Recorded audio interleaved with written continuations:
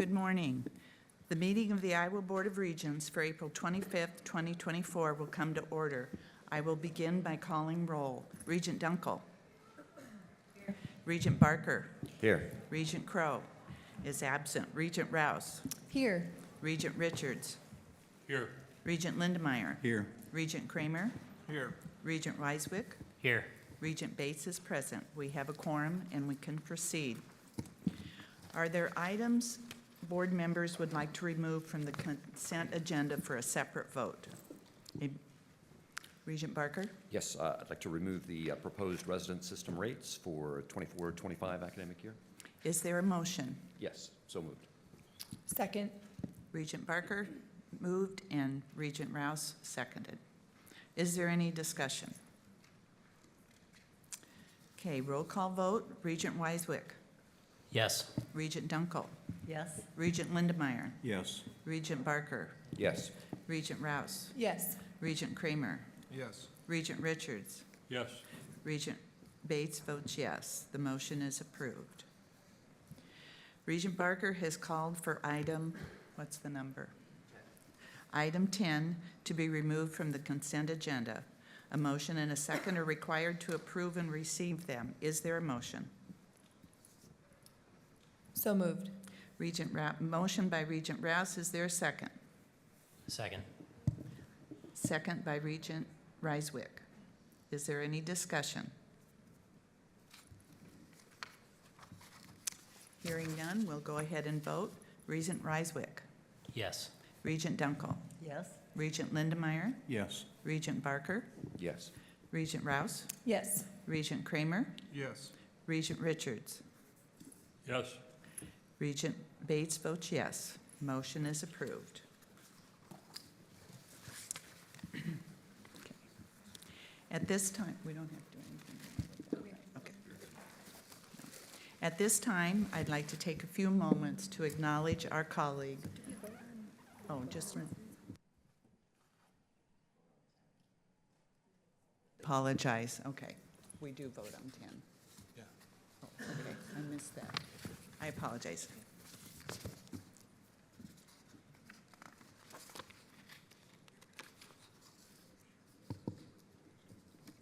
thought that's what we just, Mark?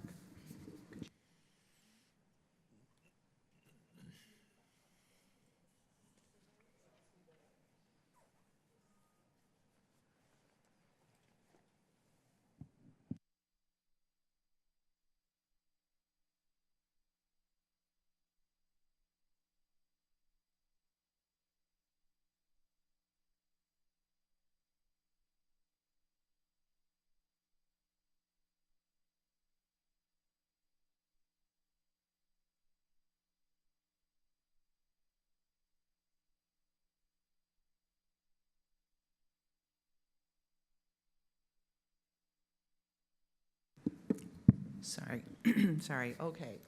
At this time, I'd like to take a few moments to acknowledge our colleague, Mike Richards, as this is his last meeting. Mike's mentorship and leadership, and most importantly, friendship, will be missed. And today we want to celebrate his time on the board. So have a seat beside me here, Mike. It's going to take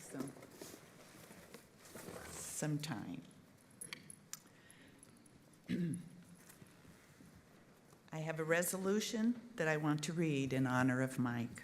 There are so many things the board and our universities have accomplished during his tenure, and these are just some of the highlights. Whereas Mike Richards was appointed to the Board of Regents by Governor Branstad on May 6, 2016, and reappointed to the board by Governor Reynolds in 2021. And whereas he was elected the 22nd president of the board on May 1st, 2017, and was reelected in 2018, 2020, and 2022, with his 7 years in that role making him the longest-serving board president in nearly 20 years. And whereas during his tenure, successful searches were conducted for all 3 university presidents and the board's executive director, leading to the hiring of outstanding people in each of those key positions. And whereas the universities have continued to expand and provide tremendous benefits to Iowa, combining to add nearly $15 billion in income to the state's economy during the 2021-22 fiscal year, and university activity supporting 1 out of 10 jobs in Iowa. And whereas he provided leadership to the Regents institutions through the unprecedented COVID-19 pandemic, declaring a state of emergency and providing guidance and a steady voice through incredibly difficult times. And whereas he was a driving force behind the board's 50-year, $165 billion public-private partnership with the University of Iowa's utility system. And whereas during his tenure, the board approved hundreds of millions of dollars in capital projects at the Regents institutions, including constructing new and renovating existing academic, residential, athletics, and other facilities. And there was a tremendous expansion at the University of Iowa hospitals and clinics, including the opening of the new Stead Family Children's Hospital, construction of the new North Liberty Hospital, and the purchase of Mercy, Iowa City. And whereas he was a key player in the formation of the board's tuition task force in 2017, which involved multiple public meetings to discuss tuition rates and the funding of Iowa's Regent universities. And whereas he was the chairman of Freedom of Speech, establishing the first public comment period at board meetings, as well as the board's Free Speech Committee, which led to 10 directives adopted by the board that strengthened the university's efforts in free speech. And whereas he established the board's Diversity, Equity, and Inclusion Study Group, which after a comprehensive review led to 10 directives being adopted by the board on issues related to DEI. And whereas he led the Regents enterprise through significant structural changes, including the sale of the Iowa Braille and Sight-Saving School property, the transfer of the oversight of the Iowa School for the Deaf to the Department of Education, and the transition of the Iowa Public Radio into an independent entity. Now, therefore, be it resolved that the Iowa Board of Regents expresses its deep gratitude to Regent Richards for his expertise and dedication, and publicly acknowledges him for his extraordinary service and contributions to the Board of Regents in its institutions, students, families, and all Iowa.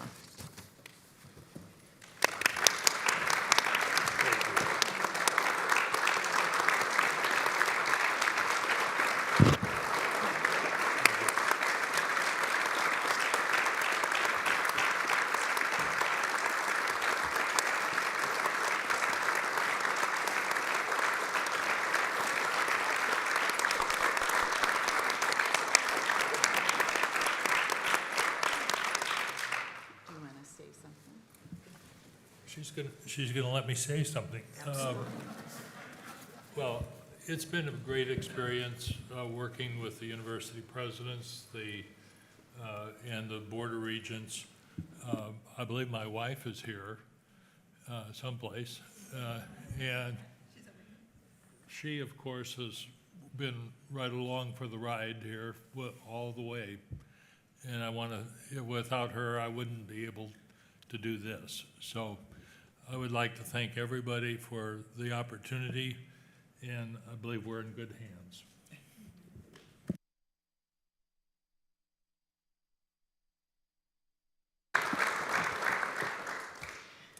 Before we take pictures, I'm just going to point this out. It says, Dr. Michael Richards, in recognition of your service as a member of the Board of Regents, 2016 through 2024, and in gratitude of your contributions to the education in the state of Iowa.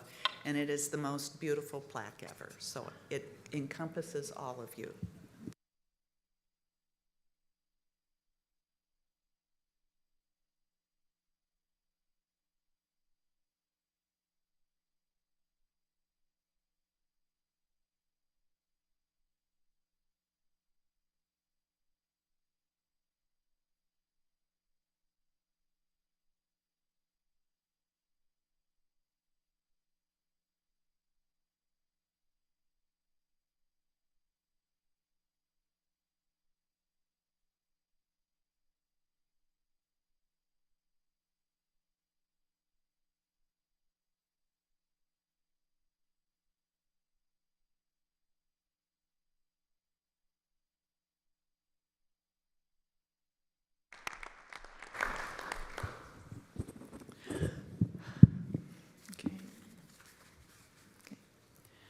I would now like to recognize each institutional head to report on recent activities at their institution. We'll begin with President Wintersteen, if President Wintersteen is ready.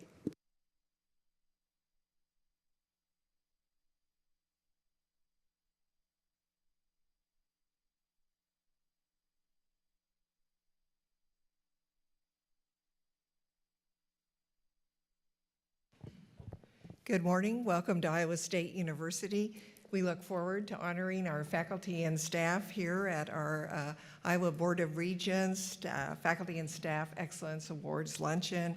Now I'm pleased to share our update with you and tell you a little bit about what's been going on at the university since we last met.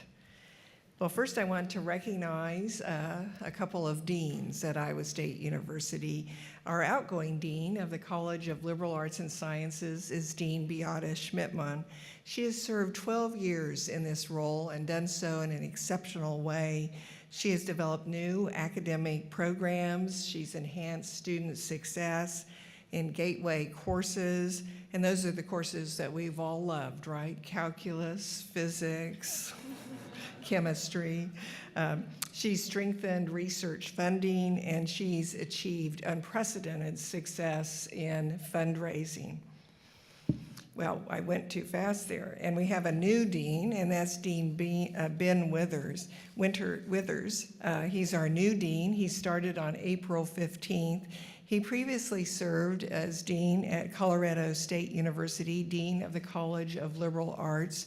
He has a bachelor's, master's, and PhD, all in art history. Well, it's been an exciting time at Iowa State in this spring. Earlier this month, we celebrated the dedication of Phase 1 of the Veterinary Diagnostic Laboratory. We were so pleased to have President Bates with us for that ceremony. Not only did we do the ribbon cutting for Phase 1, but we celebrated the groundbreaking for Phase 2. To give you a sense of the incredible demand for the VDL's service and expertise, I want to tell you a little story. In 1976, the VDL had 30 faculty and staff performing 35,000 tests per year, and it took 3 to 4 days to get the results. Today, the lab has 180 faculty and staff conducting 1.6 million tests per year, and the results are often available in less than 24 hours, which makes an incredible difference for the producers whose livelihood really rests on the test results that they receive. And we want to remember it was the experts at the VDL that brought their expertise to the state hygienic laboratory during COVID and made a tremendous difference in the state being able to respond to the COVID pandemic. And most recently, it was experts at the VDL that diagnosed the first known case of the highly pathogenic avian influenza in cattle from a herd down in Texas. This is an excellent example of a public-private partnership that came together to provide the funding for Phase 1 and Phase 2. We're extremely grateful for the $121.5 million investment from the Iowa legislature and from the governor, and also from our industry and commodity partners who played a significant role in making this facility a reality through their generous gifts. Well, last week we held a groundbreaking ceremony for the construction and renovation project for the College of Human Sciences. Regent Dunkel was able to join us virtually anymore. We can be everywhere at any time, so we were thankful for her participation. This project will replace LeBaron Hall, which was originally built in 1958. It also includes renovations to what will become the Human Sciences Complex. The new facility will be a modern, student-centric environment dedicated to hands-on learning and a collaborative and innovative and creative environment. It will have dedicated spaces for our top-ranked programs in fashion, merchandising, and design, and event management. The Joe Ann Bice Underwood Teen Room which has been a renowned student-run restaurant and learning laboratory for nearly a century, will be relocated to a prominent place in this renovated complex. We appreciate the board's previous approval in allowing us to move this project forward. It's made possible through university funds and private donations, including a $15.5 million lead gift provided by an anonymous alumni couple. Truly generosity that is simply amazing. I want to talk a little bit about how we put innovation to work at Iowa State, not only to help our students become workforce ready, but also to benefit Iowa companies. One great example is our mechanical systems design course. This is a senior capstone course where students get experience working with Iowa companies to design solutions to their real-world problems. One of the projects this year was for Curies, a Mason City company that manufactures steel doors for commercial and industrial use. The students helped the company figure out a better way to cut and weld metal parts of the window frames embedded in some of the doors. Jim Heisey, professor of practice in mechanical engineering, instills in his students that they're not just working for a grade, they're working for a successful business venture. These companies are their customers. Since the class was first offered in 2008, student teams have partnered with 135 Iowa companies, and the companies report Iowa State student-led solutions have helped produce an economic impact of $87.4 million and created 209 jobs. That's innovation at work. Another great example is Zachary Brannon, who's brought his entrepreneurial ideas to make a tremendous impact. He's a double major in finance and marketing from Belmont, Iowa, and during COVID, he started collecting house plants, and at the same time, he started collecting spider mites. So he decided to develop his own insecticide to take care of those spider mites. He developed it into a branded product called Perfect Plantista. And in 2022, he had sales of $17,000. In 2023, his sales grew to $250,000. He employs 5 Iowa State students to help him with the company, and he just has had incredible success. He's winning pitch competitions. He's been part of our SciStarters 11-week summer accelerator program to help grow his business, to learn how to brand it, all the things that are necessary to turn his idea into a viable business venture. So from $17,000 to $250,000 in 2 years, that's innovation at work. Another great example is Mia Nichols from Trainer, Iowa, another Cyclone entrepreneur. She earned her bachelor's degree in hospitality management last year and is now a graduate student in entrepreneurship. She worked in the Joanne Bice Underwood Tea Room and was a member of the Culinary Science Club and was a 2023 SciStarter participant. And she harnessed this experience to create Siesla Crepe, and she sells her delicious crepes at farmers markets, private events, and other locations. And this summer, she plans to take her crepes on the road and sell them via a food truck in Campus Town. Another success story is Emma Alstott, who was named a Goldwater Scholar this year. She's a senior in global resource systems and horticulture from Fort Dodge, Iowa, and she gained an immersive undergraduate research experience by participating in the ISU Earth program on the island of St. John that Anne-Marie Vanderzand had talked about yesterday. She created a guide on the ecological importance of the 25 plant species native to national parks on the Virgin Islands. She's also researching the bacterial threats to fruits such as apple, pears, berries, and grapes, all my favorite things on the menu, and we have some of those on the table over here in the room. Emma is one of just 438 students from across the country to win this award. It's the premier undergraduate scholarship in mathematics, natural sciences, and engineering in the United States. She plans to pursue a PhD in plant pathology and conduct research on pathogens in perennial fruit production. Then she plans to go into teaching and extension work at a university. It's important that we're able to grow the faculty that will teach and do research and extension at land-grant universities in the future. Our faculty are earning national honors and recognition for their research and innovation as well.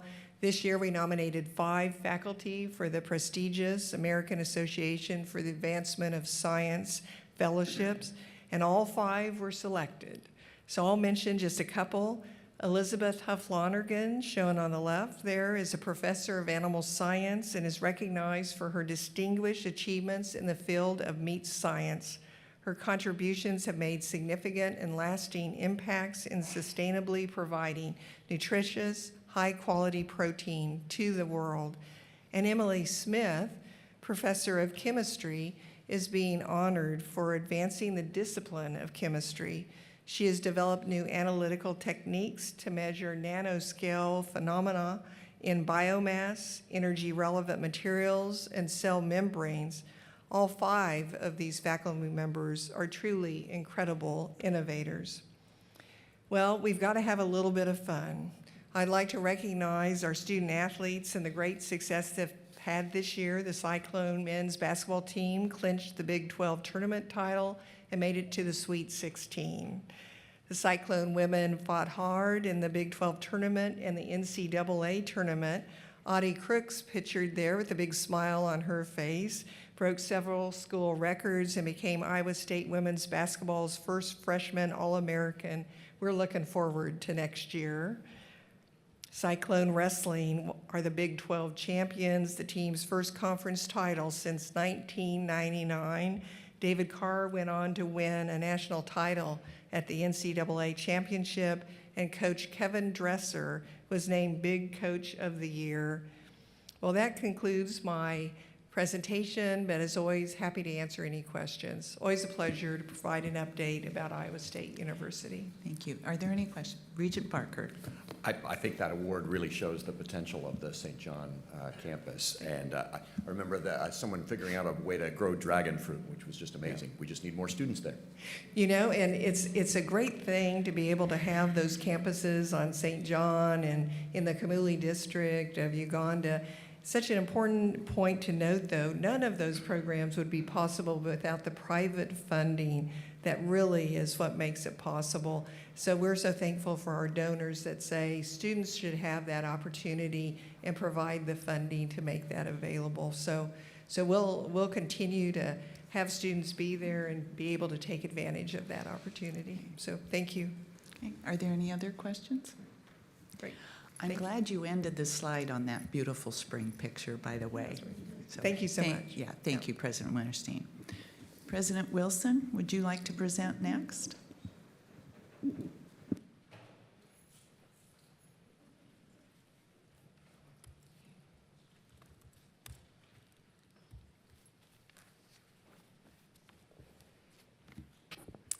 Good morning, everyone. I don't have a beautiful slide at the end of flowers. I wish I did, but it's lovely. Thank you all for the opportunity to provide updates about the University of Iowa, and just a moment to thank Regent Richards for everything he's done for these 3 universities. I can't help but add to the applause and gratitude. I'm going to start today really just talking about the kinds of work that we do. Let's see, going forward. No.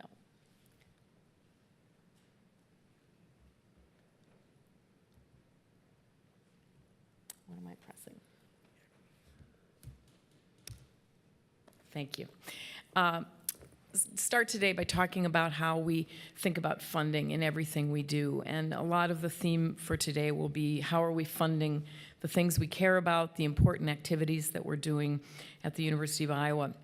This is a graph that I'm really proud of because it really shows I think quite explicitly that our focus, laser focus on being stewards of our resources and making sure that we're spending as little as possible on administrative functions and as much as possible on academic functions.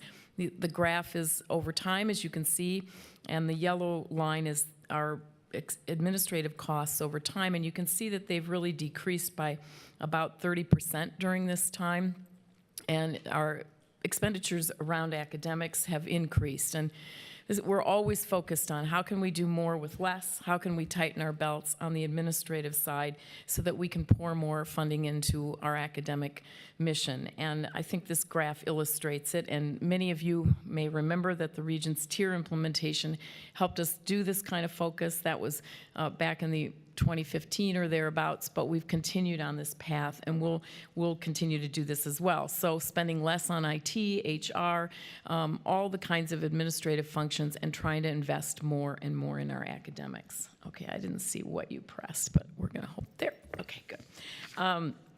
The other thing that we're doing is spending a lot of time thinking about our P3 funding, and we're grateful that the board has been involved in that to the extent that you have been.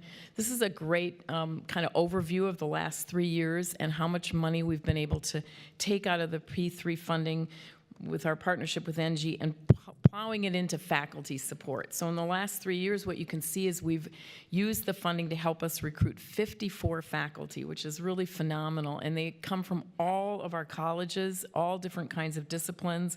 And we've actually used the funding also to retain faculty. So when we get wind that someone is trying to poach one of our stars, we move in and we support what they need and what their research and academic interests are with P3 funding. And that too has been used across all of our colleges.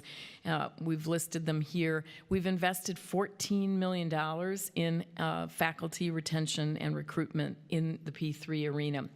And I give our provost a lot of credit for managing this process, for really encouraging our deans to be on top of this and to think about the best talent out there and about retaining the talent that we have.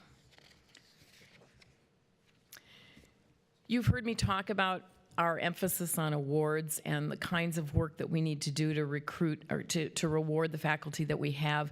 When I arrived, we launched the Mid-Career Faculty Scholar Award, and I'm happy to say it's continuing with great enthusiasm and excitement. We just announced our 4 scholars for 2024, and they're listed up here. You can see they're coming from a variety of different colleges doing incredible work. And it's a 3-year program. We invest in these faculty at $25K a year, but we also provide mentorship and professional development for these folks. They tend to be newly tenured faculty. We know that as they get tenure, they're going to start to get overtures from other institutions, and we want to make sure that we ground them at Iowa. I mentioned 2 examples of the impact of this award from last year's awardees. You may recall that one of them is Mary Charlton, Associate Professor in the School of Public Health, and she's also the PI for the Iowa Cancer Registry. And recently she was quoted as saying, "It's my perception that when you get to the associate professor level, people think you're doing fine and you can be on your own," she said. "Instead, you have a whole different set of challenges and opportunities. This award came at a really great time for me. It was a huge boost to how I felt about the university, and it made me automatically feel like a part of the campus." She's used the funding for her award to hire a postdoc, among other things. In addition to Mary, last year we awarded this to Melissa Phoebos, who's an associate professor in the nonfiction writing program and in the Department of English. And she said about the award, it's been wonderful to connect with the other scholars and hear about work other folks are doing at the university. As faculty, we can be heads down and focused on our work, but here we can build relationships across different disciplines. With this award, I was able to travel to Europe to do my research. I was able to hire a graduate research assistant. It was an incredibly fruitful experience, and I'm just finishing the book now. I can't imagine doing it without this fellowship. So I know these 4 will have stories for us next year after they've been fully immersed in the program. And I want to just emphasize, in addition to the funding, they're also getting opportunities to interact with each other, to interact with the provost, to interact with leaders across campus, and think about their future in terms of leadership development. We've also spent a lot of time thinking about how we can use philanthropy to support our faculty, and you all know we're in the midst of a pretty sizable campaign, Together Hawkeyes. What I showcase here in this graph is how much we've used philanthropy to support faculty. We now have 415 named professorships or chairs, and they are across the campus, across the colleges. And typically that funding allows us to slightly add money to the salaries that these individuals have, but also, of course, to support their research. This graph shows the tremendous increase in philanthropy supporting our faculty. We're now at $17.9 million, almost $18 million that we're putting into salary boosts for these incredible faculty. And it's really gone up even since 2014. This is a central part of our campaign in this phase, and we're talking to our donors over and over again about the importance of recognizing and rewarding our incredible talent. We're also spending time on student success. I talk about this pretty regularly when I share updates with you. But just to give you kind of a more over time sense of how we're supporting our students, this graph shows that we've really increased our retention rate for first-year students. You know, we're really focused on that. I think we're going to get to 90% way before our 5-year strategic plan, and then I've threatened that we're going to increase our goal beyond 90%. But part of the way that we do this is by hiring staff to support our students. We've hired 10 new positions to foster academic success since 2021, and many of those are in programs like the First Gen Hawks program, which you've heard me talk about. They're academic advisors, they're tutors, they're career coaches, all kinds of efforts to support our students. We've also put a lot of money into mental health support, and I've talked with you about that before. We've hired a number of new counselors, many of whom are embedded in the colleges, and you heard yesterday about our new full-time mental health counselor in the IVETS program. We're the only Big Ten institution to have such a counselor there. I've gone over to the IVETS Center and talked with our veterans, and they, to a person, express great gratitude to having this kind of professional help very close by. And again, these are professionals who are helping our students deal with stress, build coping skills, think about resiliency, think about mental health and well-being in more proactive ways. All of this has good outcomes. We're always focused on outcomes as well. I think you've heard me say 50% of our undergraduates at the University of Iowa graduate with zero debt. And that is a huge accomplishment, one that we're very proud of. The average debt for the other 50% is $28,800. We are working on reducing that as much as we can, and we're doing that in part through this campaign with philanthropy. But you can see the amount of money that we're plowing from our donors and our friends into student support around scholarships. It's grown tremendously. We're now spending about $40 million a year in philanthropic support towards student scholarships, and we hope to see that increase during this important campaign that we're in. Speaking of outcomes, within 6 months, 95% of our Hawkeyes are employed or have plans to continue their education in graduate professional ways. We're very proud of that statistic, and we know across the country that a college degree means a huge investment in your lifetime and in your earnings. These are stats that are national. The average student who graduates with a college degree will earn over $1 million across their lifetime compared to a high school graduate. We're constantly reminding students it's not just about the money, however, it's about the leadership skills, the kinds of health and benefits that you're going to gain from a college degree. And on the slide here, I just share with you just a sampling of all the partnerships that we have just in our Tippie College of Business alone. These are companies that are providing mentorship, internships, and of course, jobs with our students who are graduating with business degrees. So the ROI for college is very strong, and we have to continue to emphasize that in spite of some of the narratives in the national milieu. Last but not least, I can't end this without just taking a moment to say that we're very, very, very proud of our women's basketball team this year. I hope you got a chance to experience some of the excitement around this amazing team. We had, of course, the crossover at Kinnick, where we had over 55,000 people show up to watch basketball on a football field. But we've just sold out everywhere we go, not just home games, but everywhere we've gone across the country. We've had huge viewership increases no matter where this team played. We broke records everywhere. And of course, we went to the Final Four, the final game. It was very exciting. It continues to be exciting. And honestly, more and more people will say to me, I never watched women's basketball, and now I'm a total fan. But I think more important than the exposure, this team really gave us a sense of pride, showed people across the country what teamwork is all about, what incredible role models student athletes can be, and how a team from the middle of Iowa can take on national milieus and excite people and motivate people to think about doing the best they can do under lots of different circumstances. So we're very proud. People know where Iowa is now in ways that they didn't before. So happy to share that just final little bit. We hope our team next year will continue to excite people across the country and literally change the landscape for women's collegiate athletics. So I'm happy to take any questions. Are there any questions or comments?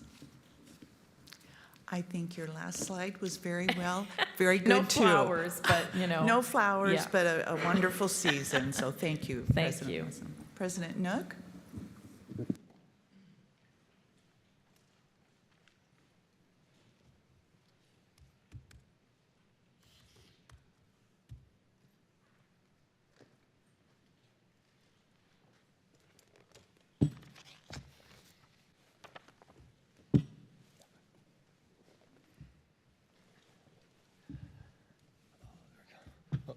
Regent President Bates and Pro Tem Rouse, members of the board, but especially Regent Richards, and I'm still going to call you Regent President. I know it's going to take a little while to get over it.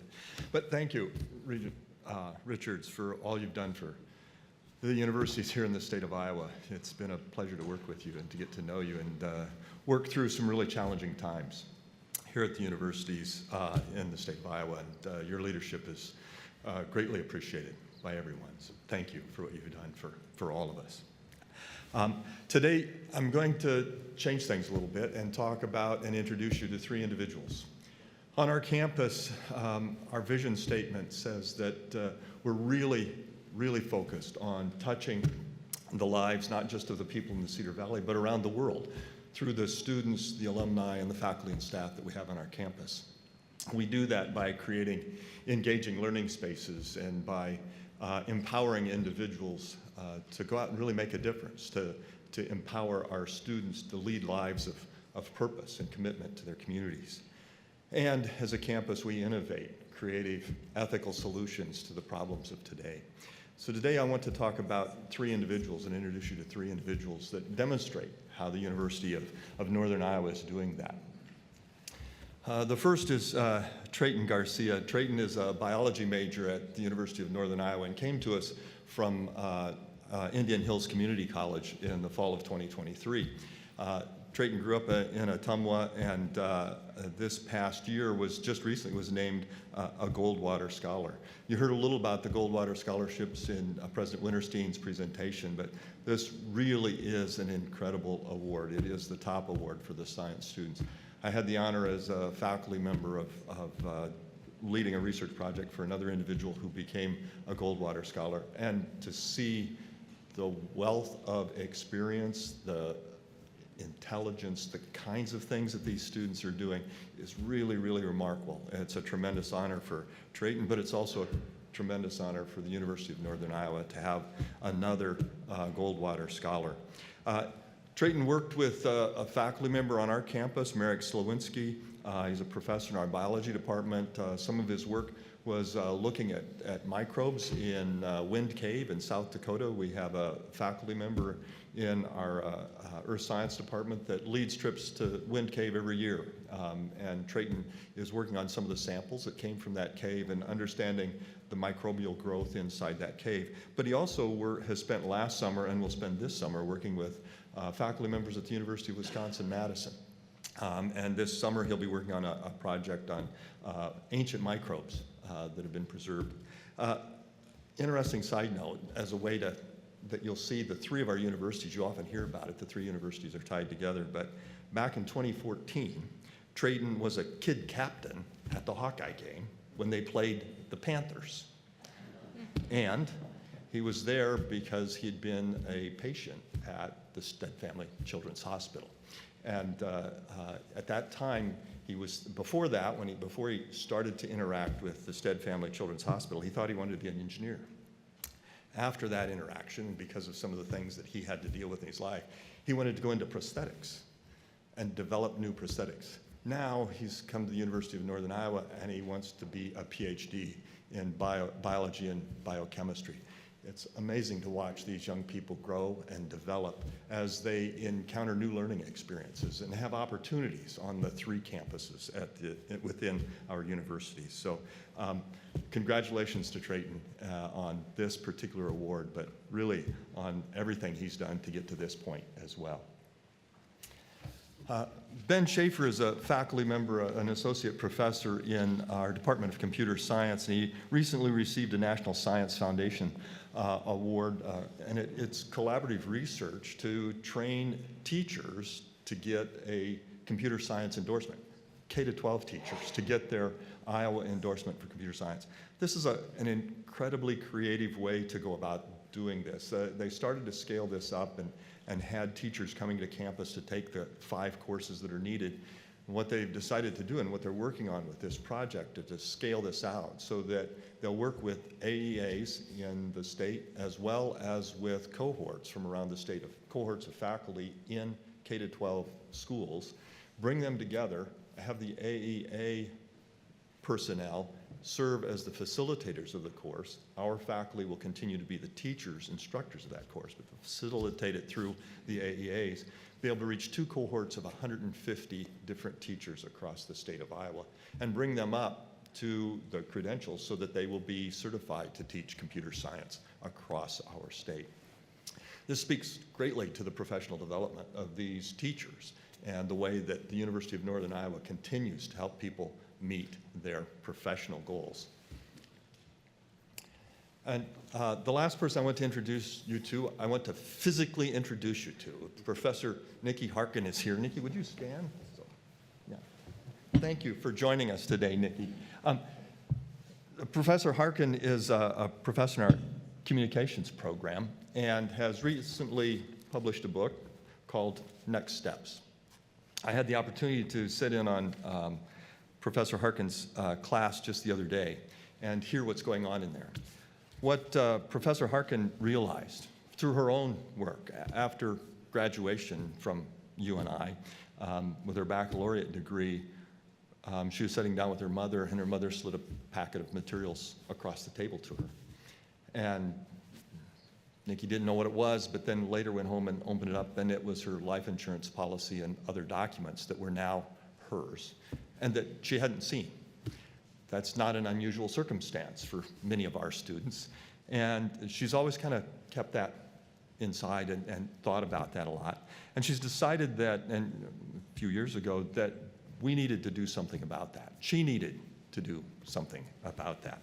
And so she created this transition course that's about helping students not just prepare for their career, but prepare for their life after college. We as universities spend a great deal of time helping students transition from high school into the university and make sure they're successful at our universities. It's why you see the high retention rates that you see across all 3 of our institutions and the high graduation rates that you see across the 3 institutions.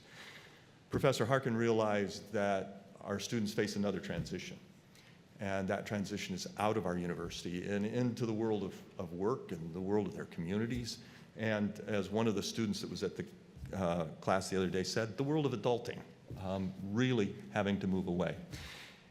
You can see some of the things that are in this course. It is a course that's required now for every student that's in the internship program at the University of Northern Iowa's communication program. And this really does help them start to think about so many different things, from how to do your taxes and what you need to be thinking about, life insurance, those sorts of things, how to negotiate a contract, how to review the benefits that someone might be offering you, right? Things that we don't necessarily think about, I never thought about as a physics professor teaching people about physics. So this is really an incredible opportunity for students to start to think about, how do I make the step from being a college student? When I met with these students the other day, Professor Harkin had 3 recent graduates back in the classroom to answer a series of questions and enter a discussion with the students in the room. Chavi and Maddie and Samuel were there, and there were a couple things that were really hit home for me. One of them they talked about as they transitioned into the new world, that they weren't ready for the freedom, right? We often hear that from our freshmen, that they weren't ready for the freedom on a college campus. And now these students are saying they weren't ready for the amount of time they had on their hands that they had to figure out what to do with. There was no longer a regular class schedule, student activities that were scheduled for them and they could just show up for. They were also, all 3 of them, talking about loneliness. They were moving from a campus where almost everybody around them was their age, involved in the same activities, going to class, student organizations, socializing downtown, those sorts of things, to now an environment where they're the youngest people. There aren't necessarily a lot of people their age. Many of the people that they're working with and hanging out with aren't watching the same things on Netflix, aren't doing the same and interested in the same sort of things. And reestablishing those connections with a group of people they were sharing with these young people. Now, it may not help this next group be any better at making those transitions, but at least they'll know it's normal. They'll know that this transition is coming at them. They need to think about, how do I keep some connections? How do I make new connections? Where's that going to take us? So I was so impressed with what all 3 of these individuals shared, with some of the challenges they faced and some of the great rewards. They all talked about their salary and actually having money to do things, including paying off, in some cases, a couple of their student loans. But I really appreciate the work that Professor Harkin has done to help us as a university realize that our students, as they leave this institution, need to be more than just ready for work. They need to be ready for the life that's in front of them as well, a personal life and a life in their communities, and how to get connected with that, and how to make sure they're ready for adulting in their careers and in their lives. So thank you, Professor Harkin, for what you've done. We're going to have Professor Harkin tell you a little bit more about this at our meeting on campus in the fall. I want to give you just an update on the Applied Engineering building, too. This building is one that we received funding for from the state, and we've been actively working to renovate and to expand. The expansion phase of this project was completed earlier this spring. We have occupied that part of the space, and we're continuing to renovate the old space. It is a wonderful space. The students, we had an open house for faculty and staff, and students attended and were sharing what this space means to them. The open nature of this space, the collaborative nature of this space, the new labs, the new equipment, the students are extremely excited about. The faculty, it's going to be much easier to recruit not only students but faculty for this program as well. This program houses our applied engineering program, which includes construction management, as well as the new material science engineering program. Made it much easier for us to get the faculty that we need to really serve the needs of our student population with the facilities that are there. The thing that the students found the coolest is one of the chairs, and they'd actually picked it out. I'd never seen one before. It looks kind of like a giant thimble, and when you sit in it, you just kind of roll around. There's video out there of a certain president who should not have sat in that thing. But it is a very, very fun building and a great, great learning environment for these students. Before I close and ask for questions, I don't have our athletics slide, but I do want to provide just a couple of updates. because we did name a national champion this year in wrestling, Parker Kekheisen, just an incredible young man from the state of Wisconsin. He is kind of over being introduced and celebrated for winning this. He had to make a lot of trips, as you can imagine. But what a tremendous young man. Very down to earth, very dedicated not just to his craft of wrestling, but also to his education. He's a construction management student. He's coming back next year to wrestle for us one more year. He's already a 4-time All-American. He placed third, second, and then won the national title at 184 pounds. In addition to that, we had 3 individuals this year reach 1,000 career points on our women's basketball team.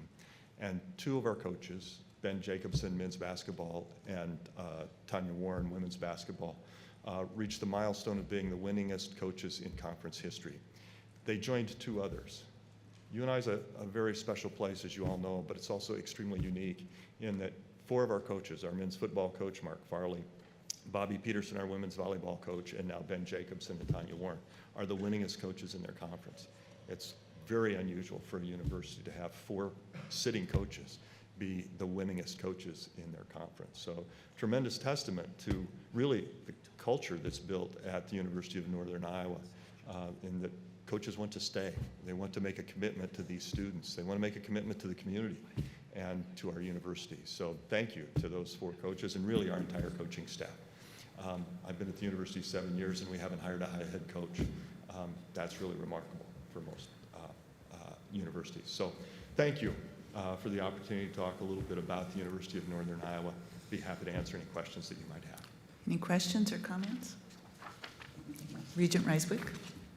I was asked the other day what the dumbest thing I ever did was a kid, and I said, wishing that I was an adult. And so what Professor Harkin is doing there, I think, is really impactful when we talk about mental health in particular. All these things here are things that when you transitioned into that, it's really scary. You know, I put the wrong dish soap into the dishwasher once and it bubbled up the whole, that's embarrassing to even tell that story. I think we said that in public, but you know, things like that are just, you know, you don't know if the light at the end of the tunnel is a light at the end of the tunnel or an oncoming train. It's this, so I'm really excited to hear about this. Kudos to you for putting this together. So I'm excited to hear it in the fall. Yeah. Thank you, Regent. Yeah. The important thing is that you only did it once. Sometimes you have to learn from experience, yes. Did you only do it once? I'll plead the 5th on that. Any other comments? Thank you. Thank you. It was really interesting listening about the people and what they've accomplished. I appreciate that very much, so thank you. And I would like to thank President Wintersteen and everyone here who made our stay here the last 2 days. Very good, so thank you. At this time, let me welcome Iowa State Provost Jonathan Wickard, who will introduce and have the faculty presenter.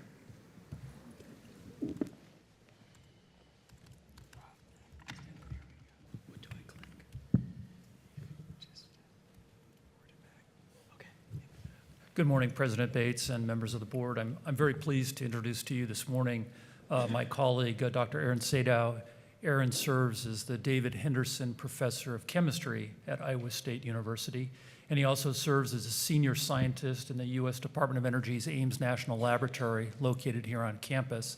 Dr. Sadow and his research group conduct chemical research focused on efficient ways to transform feedstock chemicals into more valuable products. And today he's going to share with you his fascinating work on plastic upcycling and related work. So, Dr. Sadow. Thank you, and thanks for having me. So I come representing a couple groups, so the Ames National Lab as well as the chemistry department, but I'd like to point out to start that all of our work is really a collaborative effort that comes out of the infrastructure that's created by these organizations. So we've been set up for a long time to be able to establish connections across disciplines to enable the work I'm going to talk about. And actually, it came out of a national lab community kind of discussion where people were looking for solutions to energy problems across the DOE lab complexes. And in those discussions, we recognized that there was a waste problem and essentially that we don't use our waste very efficiently. And in those discussions, we realized that we should be focusing on plastics. And around that time, this was about 10 years ago, more and more attention was being placed or paid to plastic waste building up in landfills and the environment, and people became concerned about microplastics. So when we started looking into the problem a little more in general, we recognized that it's a complex problem. So there's an energy component, and this was where the national lab, the DOE National Lab system plays a role, but also an environmental problem and an economic problem that was really impeding recycling and dealing with this waste. And so I have some stats about the problem, and I would just point to a couple aspects of this. So the first is that sometimes we feel like we can landfill our way out of these problems, and that's not true. So apparently Cedar Rapids is closing its landfill in 2040, and when that goes away, the place that their plastic waste is going to go becomes completely there's not a solution at the present time. So this is a big problem. Nobody wants a landfill in their backyard. So reducing our waste is really essential. The other aspect of this is plastics come from fossil resources, and those have a lot of energy. So when we just throw out our plastic waste, we're throwing out about 1.3 billion barrels of oil every year, the equivalent of that amount. And that's about 20% of US consumption. So this is really a lot of a lost opportunity, and that's why I talk about this as an economic opportunity. So the idea is that we can take these plastics that have been used, and instead of landfilling, instead of just incinerating or losing to the environment, we can convert them into useful fuels and chemicals that would solve this problem and also create an economic driver for collection and the management of plastic waste in general. So this idea shown here, so that's kind of the top part of the system. So the plastic waste goes through a catalyst and becomes chemicals, recyclable plastics that don't end up in landfills, or fuels. There's a need for sustainable aviation fuel, and plastic waste could provide that. But the problem is that the basic science to do these kinds of conversions hasn't yet been established. And that's where our center came in. So we were funded now 4 years ago by the Department of Energy in the basic sciences as part of what's known as an Energy Frontier Research Center. So the job of these centers is to do application-inspired basic science, and that's what our team leads, about 16 principal investigators at the institutions listed here. And I think the main point that I'd like to make is that the Ames National Lab, as a premier research organization that's part of Iowa State, could attract these top-tier institutions to join our effort to address this problem. So the kinds of things that we're doing, so normally we think about plastics as something like a milk jug, and so we originally thought we could do things like convert them into surfactants, into fuels, and we wanted to develop the chemistry around that, but the problem is really worse than that. So in fact, high-density polyethylene that makes up milk jugs, that can be recycled and is recycled, but actually this is what good plastic waste looks like. It's a mixture of really a lot of stuff, and in fact, when it's formulated, it becomes basically non-recyclable, and that's the reason for the science challenge as well as the practical challenge associated with recycling. So what we're trying to do is break the chemical bonds and make new chemicals, new materials that address this waste problem. So as an example of one of the kinds of transformations that we've developed in our labs is the conversion of this material. So this comes from a plastic packaging manufacturer just north of here. They make about 2 tons of this waste every week, and it goes to various places. So this is a big problem for them. Whoops, that didn't work. Let's see. We'll click. We'll try to click. So we've been able to convert this material into a fuel that behaves like diesel. So we'll call it diesel fuel. It actually passes the standards test that we did at the Fort Dodge fuel testing lab. And you can see the advantage that you get from making diesel from plastic, and that's the soot that isn't coming off the diesel fuel. So there's an inherent advantage to using plastic waste to make diesel. We can make a better product. So the chemical industry has been trying to do this for a long time. There's been some challenges, and using, I would say, the top route, which is the normal petrochemical process, has basically failed for the last 40 years. In the 90s, people were paying attention to plastic waste, and that didn't go anywhere. So the process we've developed turns into a one-step system that could be located at a materials recovery research center or at a landfill that collects waste and makes diesel. And this could be going to our farms, to our power plants, to local institutions that use diesel, and that's something that we need. And we think we can do this at a competitive cost, actually. So out of all this research, we've been able to start a startup technology company that's going to leverage some of the IP that we developed as part of the project. And I would say, and I started out by saying how important it is to have institutions to allow this kind of work to happen. So I came to Iowa State 20 years ago. I hope it doesn't look like 20 years ago, but 20 years ago, recruited to be part of the Ames Lab Catalysis program. That had been going on 50 years prior to me joining, and it's maintained. And that maintenance of research effort in a collaborative sense allowed us to build this center that's led to a number of different funding avenues that have been very powerful for basic science, applied science, and now technology transition.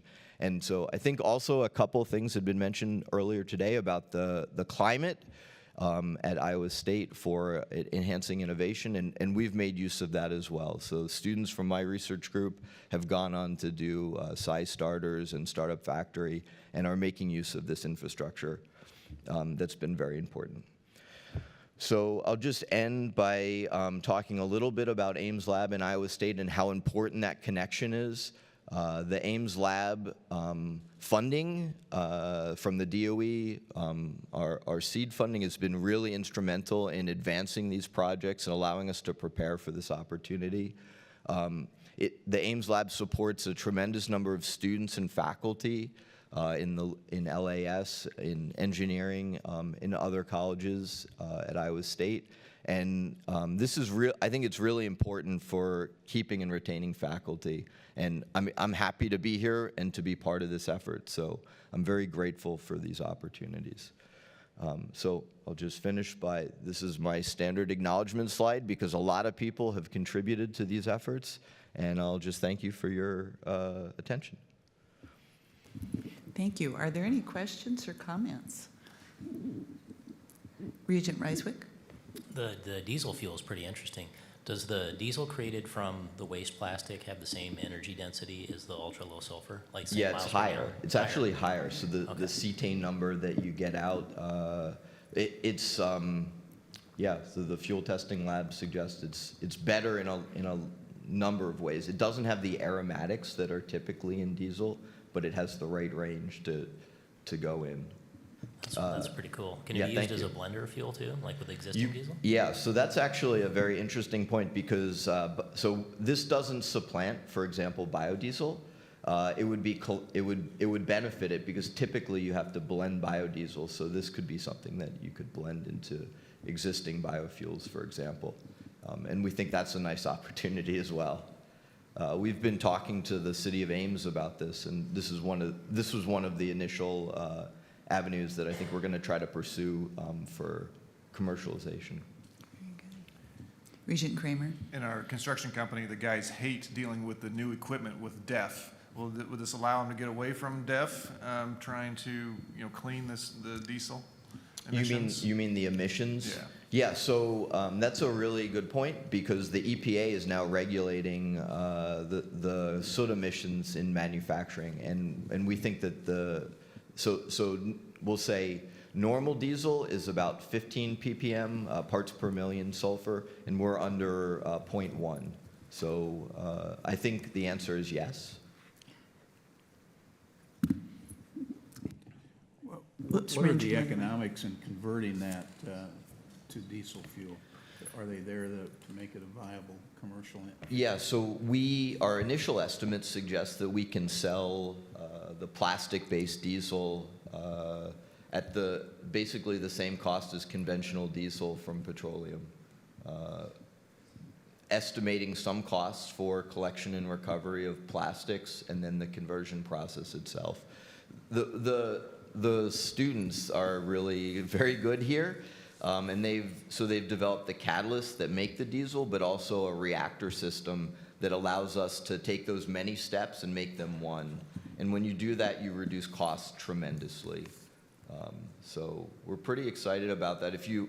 I don't know if I'm allowed to invite you to my lab, but if you'd like to come and see this reactor, so there's a steel autoclave, and then underneath a spigot, and when tours come, we have the system running, and we'll just drain some diesel, and that's what goes to the fuels testing lab for that could go into whatever vehicle you would currently use diesel in. Regent Kramer? Yeah, it seems like, the key to getting more plastics out of the waste is to monetize it to where people are motivated to bring you their plastic, or whether it's a business or an individual. Have you thought through that of how it could possibly work? Yeah, so there's a few Department of Energy funded community initiatives that we've been trying to pursue to understand that better. There have been a couple efforts. One, I didn't point it out, but we had interacted, so you can see at the science fair the picture. So that the young woman is Emerson Waltz. She's a high school student from Algona. She contacted us to ask about this, and so she studied in Algona the collection of plastic bags from Hy-Vee, how much was made each week, and whether people would respond to this. And that's what her science fair project, she, I think, won the regionals. She has a list of accomplishments, actually. Likewise, we've been talking to the managers in the city of Ames about how we would implement this, and we've been applying for funding to try to understand it better.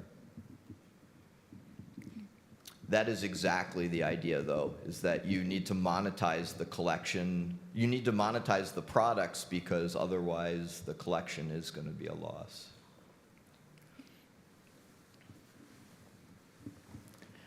Thank you. I think I see a tour in our future. So We'd be thank happy you to very have you. much. Very, very interesting. Thank you.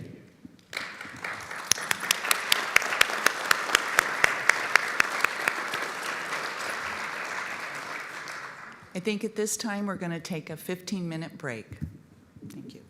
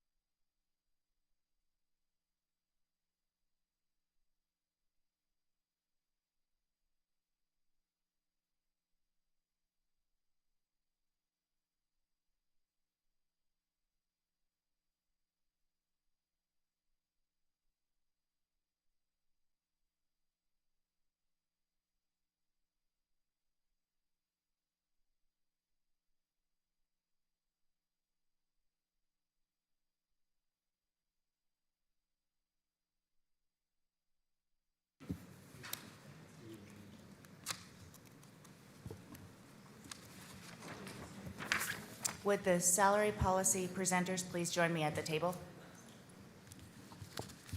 Thank you, Amy.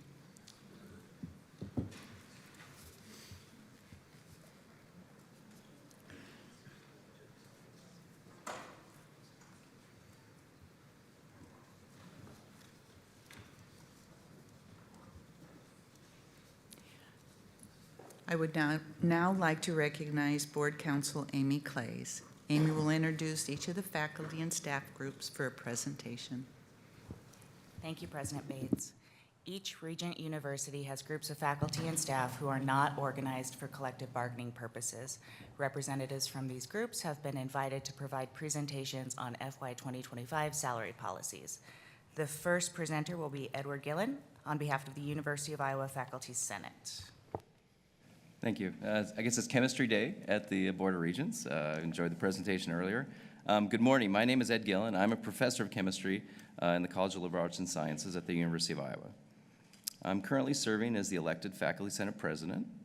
So thank you for the opportunity to speak on salary policies and compensation for our dedicated faculty who are actively engaged in a wide range of important university functions.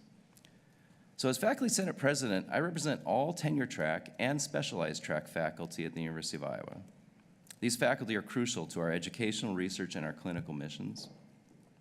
The University of Iowa has established and maintains a strong national and international reputation that allows us to recruit faculty from premier institutions around our nation, around the world. These experts instruct our undergraduate and our graduate students for their successful future careers in a diverse and globally connected workforce. Renowned academic programs at Iowa exist because of the dedicated efforts of our faculty and staff.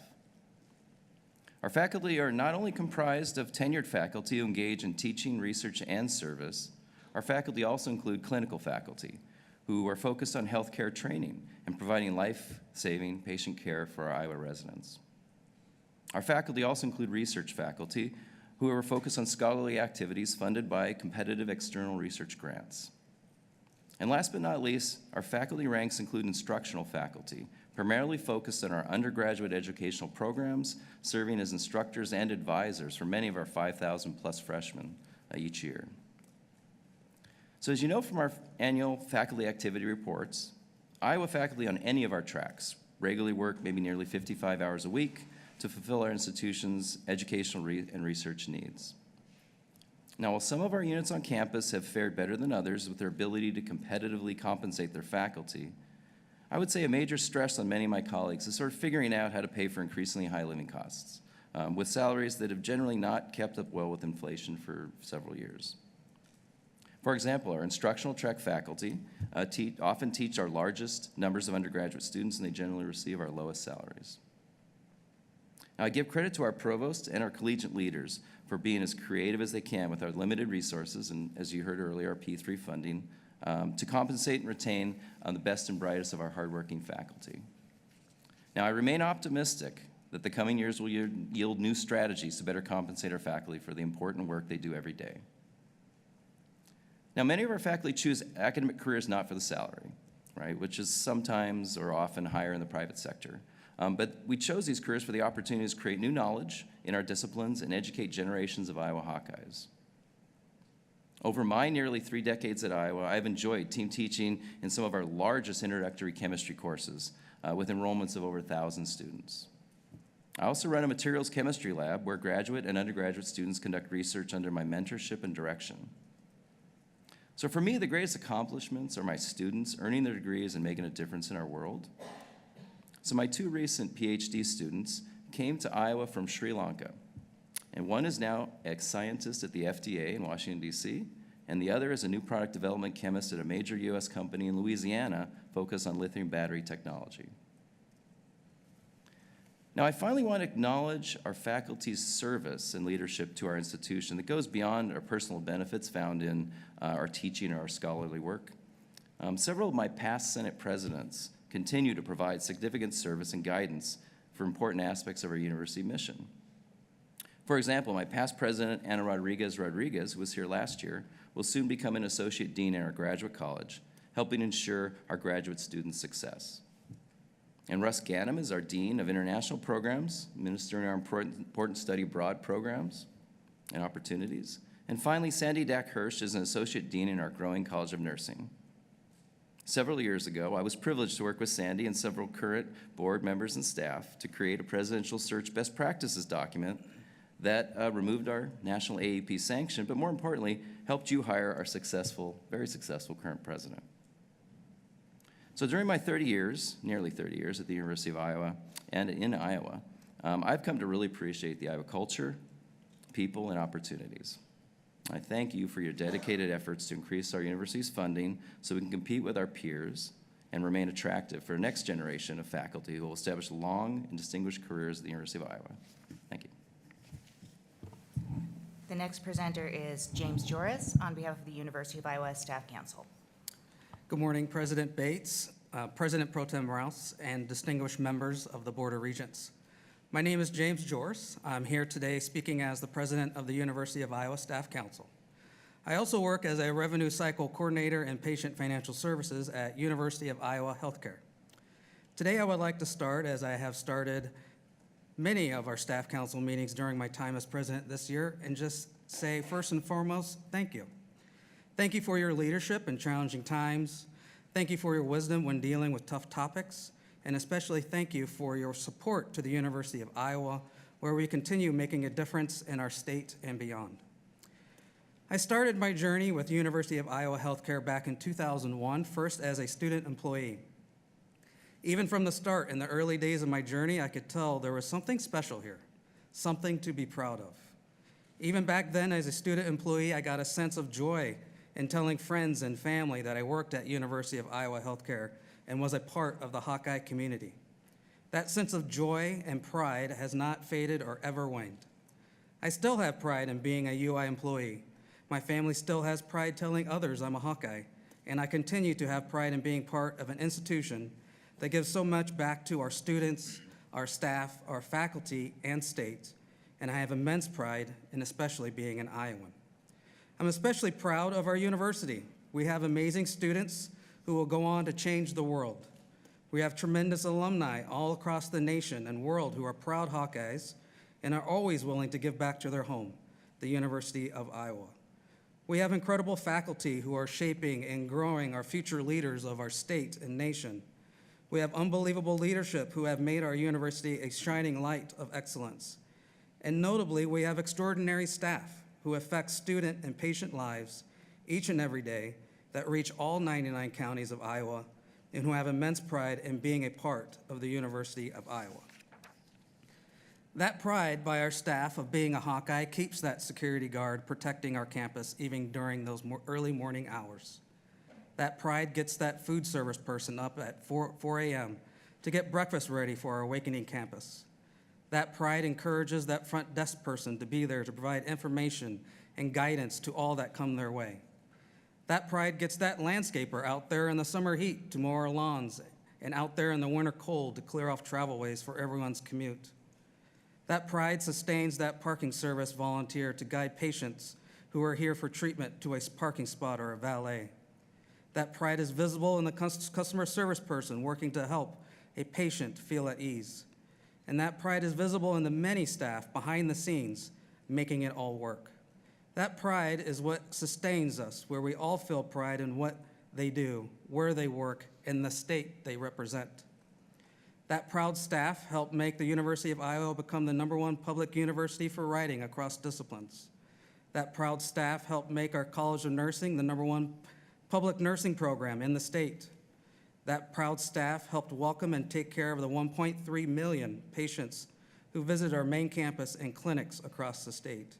And it's that proud staff who helped serve the over 31,000 students who enrolled last fall. But while we are proud and honored to be state employees, there are still many that struggle every day. I'm here today to give those proud Iowa staff a voice. Staff are struggling to put food on the table and are visiting our UI food pantry. This year, 1/4 of those who visited our campus food pantry were UI staff. Staff are struggling financially, given the cost of living and inflation. But thanks to our employee assistant programs, they are able to get guidance to get that furnace repaired and that roof repaired. Staff are also struggling with mental health and wellness, as many are across our nation. which our employee assistance programs also assist with by providing counseling and support. This past year, this program has experienced a 36% increase in participants from last year. Without your continued support for these programs and our institution, I would not dare want to envision where our staff might be. I speak to you today not only as the UI Staff Council President, but as an employee who has worked at the university for 17 years and who has also struggled in the past.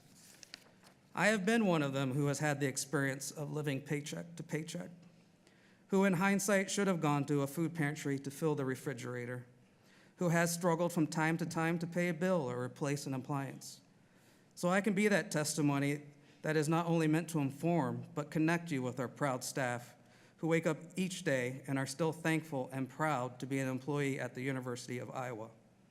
Speaking of one of those staff who has struggled in the past, I am thankful there are programs like the UI Food Pantry and all of the employee assistance programs that are in place today so others don't have to struggle like I once did. But those programs and our institution need your continued support. So today I ask for your continued support for our staff who are struggling, for your continued support for our hospital and clinics who serve patients from far and wide with excellence and dedication, for your continued support for our university who educates and creates future leaders for our states and country, for your continued support in continuing to advocate our state legislators for their support in higher education initiatives at our public universities. And again, lastly, I ask for your continued support for the over 9,000 professional and scientific staff who are so impactful to the success of our university and subsequent effect that success has on our state. As one enters Iowa and crosses the state border, they see the signs that say, "Welcome to Iowa, freedom to flourish." I ask you to continue to support that freedom to where one can and does flourish. I'll end with how I started, with thank you. Thank you for your time, and thank you for the opportunity you give us all to share with you how proud we are to be staff at our institutions and how proud we are to be Iowans. If there's anything our UI women's basketball team this year has shown us, is that we can all come together as Iowans and root for a common goal and celebrate the successes along the way. I hope we can continue that mindset and that support for one another while celebrating our commonalities of all being Iowans and all striving for that one common goal we all have. The common goal of making our institutions, our state, and those that support it all the best they can be. Thank you. The next presenter is Sarah Bennett-George on behalf of the ISU Faculty Senate. Good morning. Thank you for the opportunity to speak today. My name is Sarah Bennett-George, and I have the privilege of serving in the role of President of the Faculty Senate at Iowa State University. It has been my honor over the past year to advocate for faculty at my institution, and I appreciate being given the time to speak specifically on faculty salary policy this morning. I found myself reflecting frequently over the past few weeks about the true importance of Iowa State's three-part land-grant mission: to broaden access to higher education, to discover and develop new practical knowledge, and to contribute to the economic development of our state and our local communities. As the value of higher education is coming under more frequent scrutiny, I find myself leaning into these values and the role that our faculty play in achieving them. I would also like to note that the excellent professional and scientific staff at Iowa State play an equally important role in striving towards the land-grant mission. I'm proud to speak for faculty, knowing that my colleague Patrick Wall will also be speaking for the staff today as well. Much is made, and rightfully so, about the importance of student success at the Regents institutions.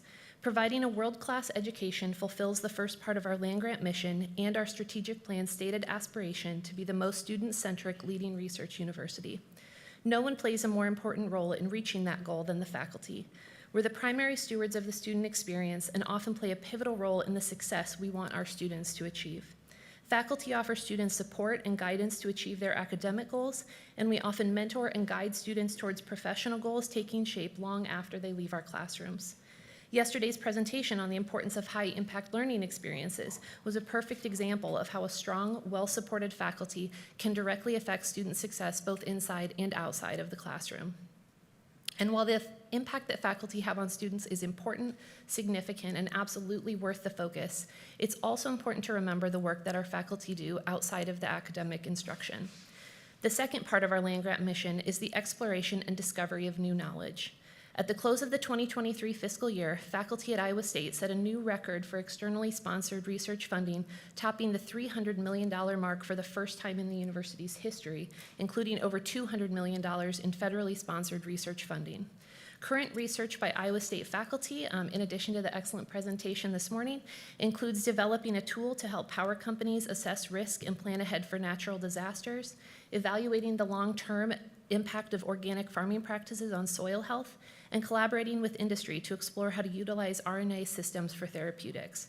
These three examples are just a drop in the bucket of the new practical knowledge being discovered by Iowa State faculty literally every day. Iowa State's motto, Science with Practice, drives us to remember, though, that this discovery must have an impact on the people in the state of Iowa, the third part of our land-grant mission. Time and time again, the data supports the idea that faculty do successfully have that impact. Faculty work at Iowa State is a direct and major contributor to the workforce development for essentially every one of the state's industries. Of the approximately 6,000 people who graduate from Iowa State every year, about 95% of them report positive career outcomes within 6 months of graduation. A recent report conducted for the Board of Regents showed that Iowa State has a $5 billion annual impact on the state economy, impact driven by the excellent work of faculty and staff across our 99-county campus. Faculty work every day to discover new knowledge, share that knowledge with our students, and expand the benefit of that knowledge to all of the citizens of the state, and faculty deserve to be compensated accordingly. The Spring 2023 Faculty Activity Survey shows that the average faculty member, either tenure stream or term, works about 50 hours a week. This number has been pretty consistent throughout my 12 years at Iowa State, but I don't remember a single year in that time where salary increases have kept up with inflation. This keeps us consistently positioned at the bottom of our peer group for faculty compensation. Faculty are committed to what we do and why we do it, and President Wintersteen and Provost Wicker do the best they can to fairly compensate faculty with limited resources, but we simply need more support. The truth is that we are a solid investment. Every dollar of public money invested in Iowa State shows the taxpayer $1.90 in return. Without additional state funding to support a strong salary policy, Iowa State will not be able to maintain a competitive edge to either recruit or retain the very strong faculty I am proud to represent this afternoon. We need your help to convince the legislature of our value so that we can both be fairly compensated and continue to carry through our land-grant mission for the entire state of Iowa. Thank you for your time. The next presenter is Patrick Wall on behalf of the ISU PNS Council. Appreciate the opportunity. I'm a bit more unorthodox professional and scientific council president. I don't work on campus every day. I serve 17 counties in southeast Iowa for ISU Extension. I'm also a rural southern Iowa farmer, livestock producer, and a small business owner, but I've been an educator most of my career. I don't fit just one political narrative, nor do many of the PNS employees that I represent, all 3,700 of them. We're all united on one front. We wish when it comes to investing in education that party lines and political labels didn't exist. In my 11-year career with ISU Extension, the growing lag behind cost of living increases has been a big frustration. It simply felt like education in this state has been under attack. Knowing my 5 minutes in front of this board won't single-handedly change the course of higher education in Iowa, I'm going to spend the rest of my time driving home the need for investing in education through the best analogy I've come across, youth baseball. My wife and I are travel ball parents. We'll spend countless hours at baseball complexes across the state from now till August. Travel ball is basically Little League on steroids, where parents spend obscene amounts of money equipping their 7 to 14-year-old kids with $400 bats to chase competition. In 2017, there were 29 10-year-old travel ball teams in Iowa. This year, there are 112.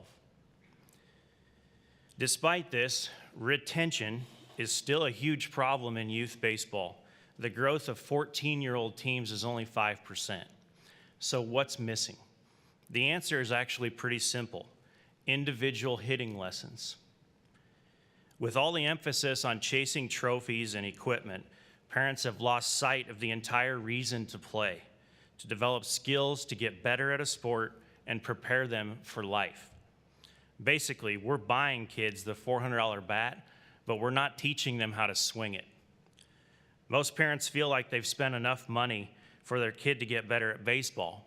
In reality, it is investing in individual skill development that truly matters. No Major League scout cares how many tournaments a kid won when they were 10. The parallels to higher education are uncanny. Parents send their child off to college and most feel like that ought to be enough to get them a job. In other words, they bought the $400 bat. However, it's their skill development while they're in college that truly lands them a career. P&S staff are the individual hitting coaches needed to make them marketable employees. State appropriations for the Regent institutions are a direct investment in the Iowa workforce of tomorrow. So you might be wondering why I'm spending so much time on baseball in a serious environment. Here's why. My son loves baseball, but the game wasn't loving him back. We bought the expensive bat, but then I went ahead and invested in individual hitting lessons. In about a month, he tripled his batting average, and the best part, his reading and math scores at school increased significantly. Yes, his mental health improved because of hitting lessons. He's a much happier, more confident kid. I have no doubt that investing in skill development for college students is just as important. As state funding for higher education has regressed, the demand for mental health services has increased dramatically in that population. P&S staff play a huge role in the mental well-being of the student body. The answer is not an even more expensive bat. The answer is a solid, continued investment in hitting lessons. The people I work alongside every day care deeply about the success of every student, as well as every Iowan across our 99-county campus. From financial aid staff that help students rest a bit easier that they can pay for their education, to the P&S staff conducting mock sales calls for companies like Vermeer, Holmes Murphy Insurance, and Kent Feeds. They're training 522 students with only 2 employees. It was P&S staff who helped guide the poultry industry through high-path avian influenza, including the mental health anguish that comes along with it. Now, we have to potentially do it all over again for the dairy and beef industries. We teach, we advise, we conduct research, and most importantly, we turn students into the heavy hitters demanded by companies in Iowa. Thank you for all you do on this board. Please keep investing in staff and don't be afraid to swing for the fence. The final presenter is Nathan Arndt from the UNI P&S Council. Good morning, and thank you for your invite to speak to the board today. Oh, that helps, doesn't it? Good morning, and thank you so much for the invite to speak to the board today. My name is Nathan Arndt, and I am the Director and Chief Curator of the UNI Museum. I serve as an adjunct professor for the Department of History and Museum Studies, and currently am serving as the Vice President for P&S Council. I am here today on behalf of Christina Kofod, who could not be here, unfortunately. So I appreciate your time this morning and the opportunity to speak to you on behalf of our approximately 573 full-time P&S staff members, working across 5 different divisions at the University of Northern Iowa. Christina Kofod, as I mentioned, and I put this report together for you. P&S staff members at UNI are an integral part of making our university the robust and healthy living learning environment that it is. Last year, UNI completed a campus climate survey. Some of you may have seen that. After conversations with fellow staff members, the results of the survey were of no surprise. They bring to light the fact that is well known. UNI is seen, in the words of the survey, as a very comfortable environment for the majority of individuals to work, live, and learn. As a P&S staff member, I take great pride in knowing that UNI is a place where individuals feel welcomed. However, as a P&S Council representative of UNI, I have been asked to represent my constituents, and they have told me that they are ready for a change. This is directly indicated in the results of our campus climate survey and reflected in many conversations I've had across the campus. Of the 613 staff members that were part of this survey, 53% of them have seriously considered leaving the university. 60% of those correspondents, about 190 people, listed salary and pay rate as the number one reason. Additionally, Additionally, the Campus Climate Survey released that less than half, approximately 160, considered staff salaries to be competitive, as you've heard from many of us on this group. This can be seen firsthand throughout the loss of 152 P&S employees over the last 4 years, many of these not actually being rehired. That's a huge thing. While P&S staff members share a love for the University of Northern Iowa and those we serve, both community and students, our dedication to UNI may no longer allow us to stay. This is something that we've seen really change. With the facts that 14% less Americans believe that colleges and universities have a positive impact on higher education and the role we play as educators, the increase in inflation, the lack of opportunities for flexibility around remote work, we can no longer afford to live on the perception that lower wages and the appreciation for the impact we are able to make on our students, faculty, and staff are enough. Based on the climate survey, there is a clear desire for change in compensation and the flexibility in the workplace, in addition to work-life balance. The climate survey shows that less than half of our staff respondents felt that UNI provided adequate resources to help them manage this work-life balance, 41%, or that UNI was supportive of remote hybrid work. This was at 44%. As we consider the impact of inflation over the last 4 years and the need for greater flexibility, how can the Board of Regents and the University of Northern Iowa, along with the other Regent universities, work together to enhance this experience and morale for the P&S staff in order to retain employment? We need to see change and positive movement forward. Please seriously consider the results of this campus climate survey. Don't allow these numbers to be swept under the rug as average and in line with other institutions. Allow these results to stand up as a sign of improvement is needed, something we all have been saying in our P&S council meetings.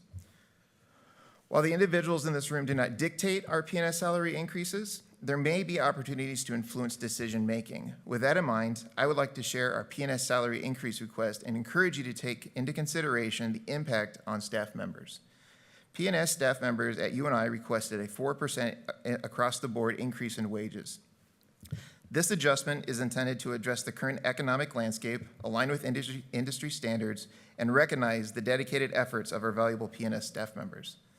The numbers from this average of the CPIU, SHRM, and Coupa HR are rounded down to meet the projected increase across the U.S. workforce.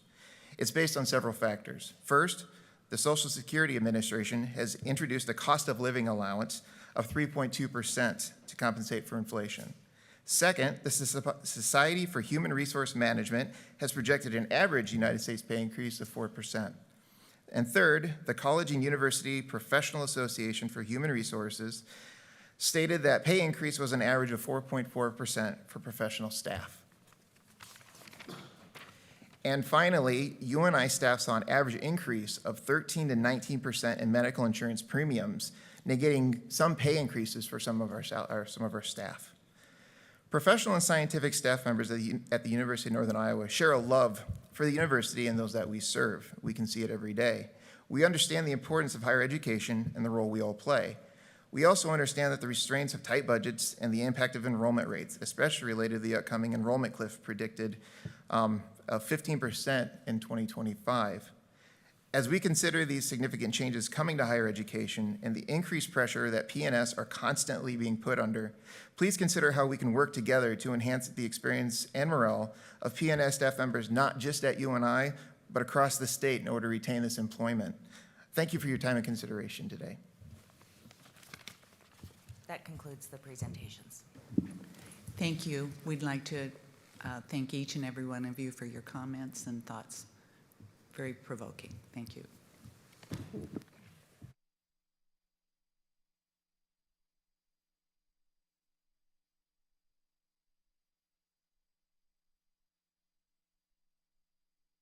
Yeah, we're going to break for lunch and rewards now. Thank you.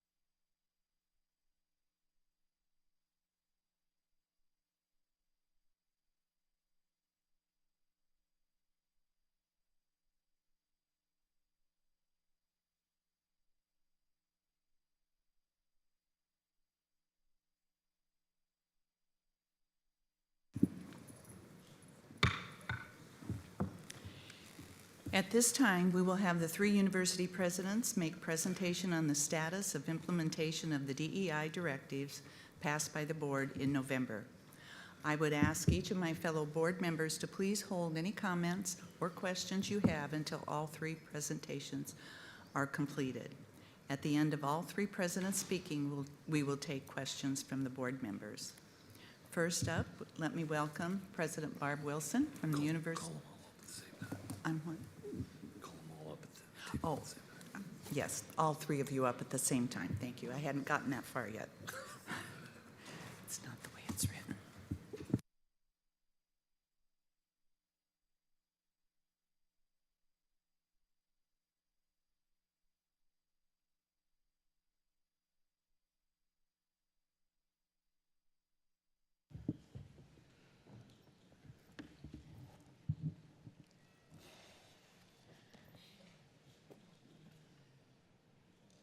Good afternoon. I've got just a few slides to frame the remarks that I'm going to make today to share with you what we've been doing at the University of Iowa in response to the BOR review and directives. Just want to mention to begin with that we created a task force with 20 members.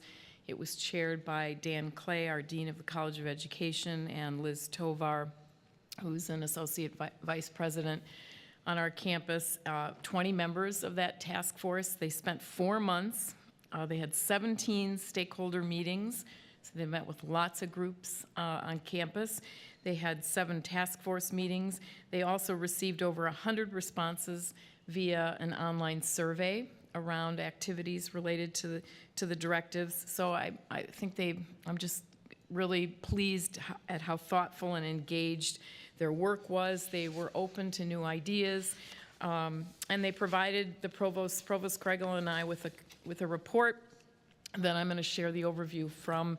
We've accepted their recommendations already, and we've already begun implementing several of them. So that's the nature of my comments today. So, thank you. So the Directive 1 was to restructure the central DEI office, and the status of that directive is that we're nearly completed. We took a really hard look at what was essential for accreditation, for state and federal compliance, and for the work that we have to do to ensure that we're doing the kinds of things we need to do to support our education, research, and healthcare. And we've really restructured the central office. I like to say we've reimagined it. And we're now going to create 2 new central sort of divisions, if you will. One that's focusing exclusively on state federal compliance requirements, and the other that's focusing on accreditation requirements.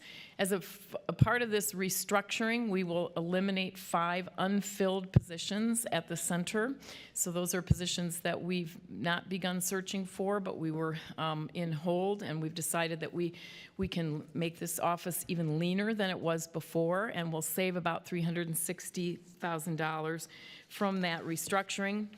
Those resources will be deployed to student success initiatives, such as one that we're working on right now with a corporate partner in Iowa. I can't tell you the details yet because we haven't released the news, but it's an initiative focused very carefully on low-income high school students in Iowa to encourage more of them to go to college. So we'll be working, that's one example of the realignment for those positions. So that's Directive 1.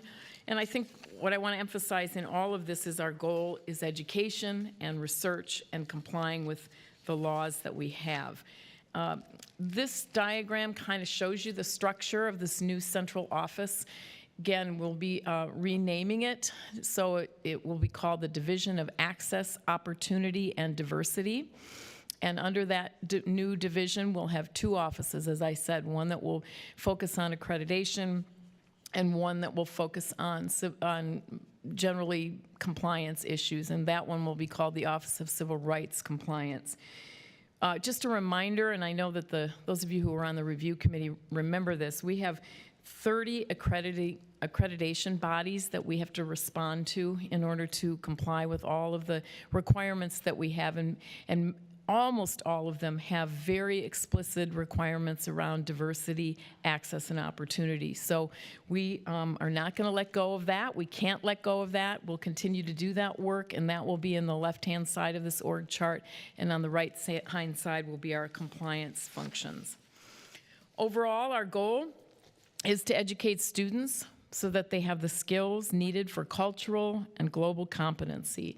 And these offices will support that work. We're trying to keep it as lean as possible at the center, but we still maintain that we need a central office to coordinate and reduce duplication across the campus. The next two directives, the second one is to review the college and department DEI FTEs. I would say that is in progress at this point. We're still working across the campus on reviewing all of those. We have identified 43 individuals across campus who have DEI in their job title at some point. They're not all full-time, and they aren't all doing DEI work full-time. So it's going to take us a while to review all of those positions. We're in the process of doing that. Most, if not all of those positions are required for either accreditation or for compliance with federal and state law. But we're going to look carefully at the titles and make sure that their functions are aligned with the kinds of work that we need to be doing. So that's still in progress. Number 3 is a directive asking us to ensure that programs are available to all. We believe that we already are doing that, but in order to ensure compliance with that, we now have a new policy in our policy manual that states that particularly for any student groups, registered organizations, they must include a statement that the event, activity, or program is open to all. So that's completed. Directives 4 and 6, and I'm not talking about the ones that the board has already managed and has already completed. So these are the ones that the universities are involved in. Directive 4 was to take a look at employee evaluations and the use of pronouns. We would state that this directive is completed, and we've done the following. We've changed our performance evaluation metric. We are now calling it the welcoming and respectful environment. So we're assessing the degree to which our employees are engaged in activities that foster a welcoming and respectful environment. It used to be called diversity, equity, and inclusion. We feel like this better reflects the goals of our employment objectives. We've already done that in this year's performance reviews, so it's already in our manuals, and all of our folks who've been reviewing our employees across this year have already used the new requirement. It's gone quite well, so I would call that concluded. And we also will be prohibiting anybody from requiring pronouns, and that will be added to all syllabi for all courses as of the fall. Directive 6 asked us to take a look at the general education courses. I would say that's nearly completed. We've had a group working, a general education curriculum committee out of class, looking at, in particular, one of our requirements, which used to be called diversity and inclusion. We are on the cusp of changing that to understanding cultural perspectives. We think that new phrase or label better captures what kinds of courses are in this particular criterion or category. We have 66 gen ed classes that are available in this category, so there's a lot of diversity of options.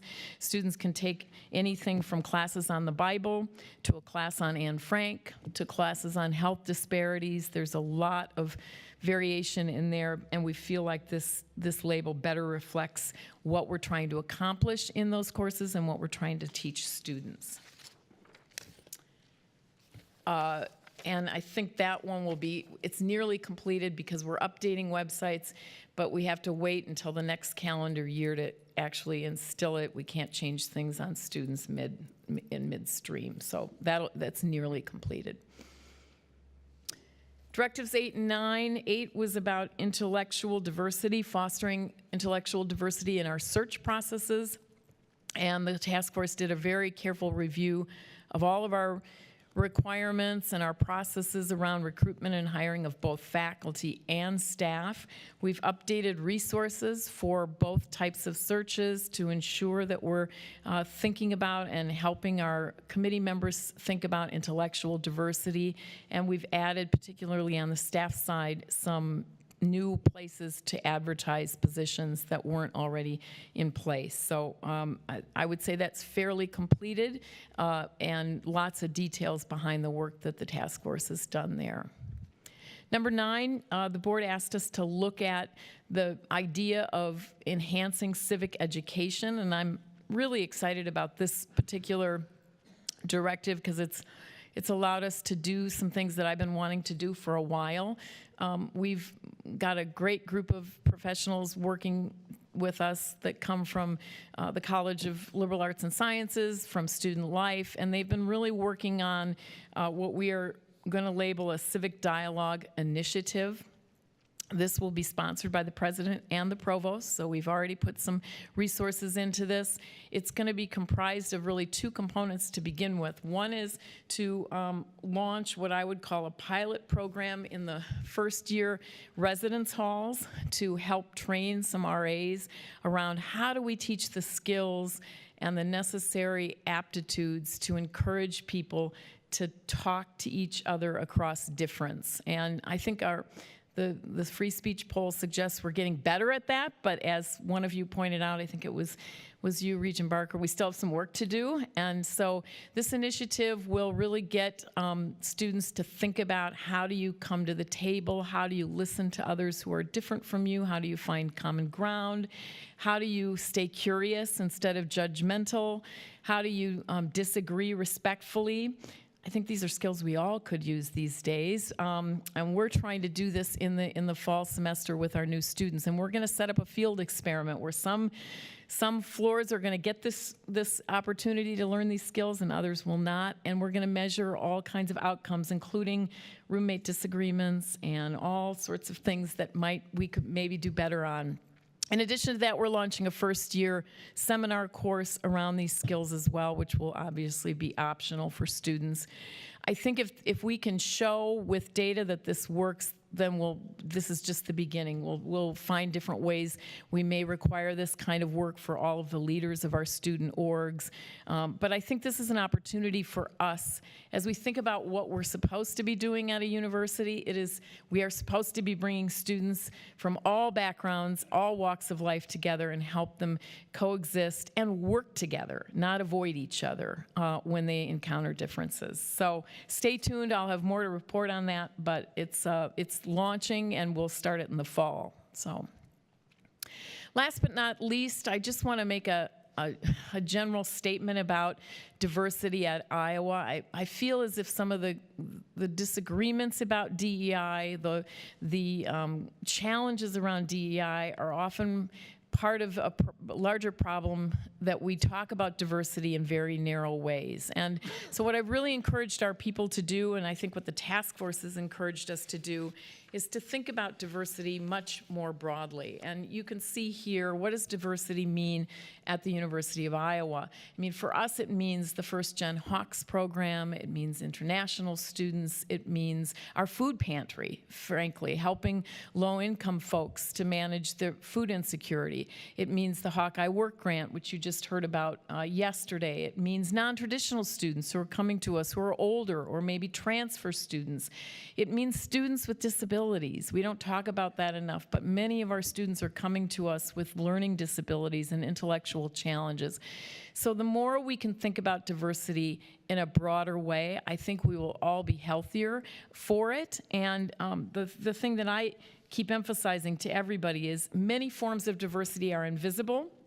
When you first meet someone, you may not know whether they're adopted, whether they're from a family that's suffering from mental illness, whether they're from a low-income family. So diversity is so much more complicated than what we've been fighting about at the national and I would say even the state level. And our view of diversity is it's all this and more. And we're trying really hard to open up all of what we do to make sure that students feel welcome and that faculty and staff feel welcome as well. So I'm going to end with what have we learned from all of this? When you do a review, you hope you learn something. And we are a learning organization. That's what universities are about. If we sat down and said we're perfect at everything, you would challenge us, I would hope. And when I think about what we've learned from this 4 months of this review, we've learned that it is absolutely important that educational institutions like ours foster cultural and global competency. Every employer we talk to says we need people who can work with each other. We need people who can work in teams. We need people who aren't going to leave the table because conversations get too difficult. And we need people who have the skills to learn how to solve problems across difference. And that's what we should be teaching every day. I think we've also learned that our diversity efforts have to expand beyond traditional demographics. I use this story a lot, and forgive me for being personal, but both of my daughters are adopted from China. If they walked into this room, you would notice that they're Asian. But what you wouldn't notice is that they're in a biracial family. You wouldn't notice that one of my daughters has a learning disability. You wouldn't notice that they don't know who their birth parents are. But they bring a lot of diversity to the table every time they engage with others. And I want our universities to support what they do and to make them feel welcome and to ensure that their visible and invisible aspects of diversity are cherished and brought to the center of all of what we do.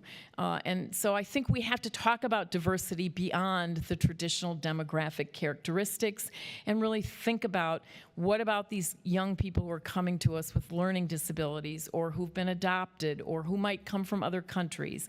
So enough of my preaching, but this is an aspect of diversity that I'm pretty passionate about. The other thing we've learned is we have to measure effectiveness. We have a lot of programs that we've created over the years under the rubric of DEI, but we haven't done a very good job of measuring the effectiveness of what we do. And I think the First Gen Hawks program is a great example of our effort to measure the impact and to showcase that we know it works. So that's going to be part of everything we do going forward. If we're going to launch a program, if we're going to have an experience, we better measure whether it's working or not. We better have clear metrics about what it is we're trying to accomplish. And then last but certainly not least, the University of Iowa must support both free speech and a sense of belonging. And those two can coexist, even though right now it may seem not so well at certain universities, but there's tension between them. And we have to work as an educational institution to try to make sure that we do both, that we don't lean in one direction or the other at the expense of the other principle, if you will. So we've learned a lot. We thank you for the directives, and we will be happy to come back and report at a later point, especially on those that are still in progress. Thank you. Next. Should we switch?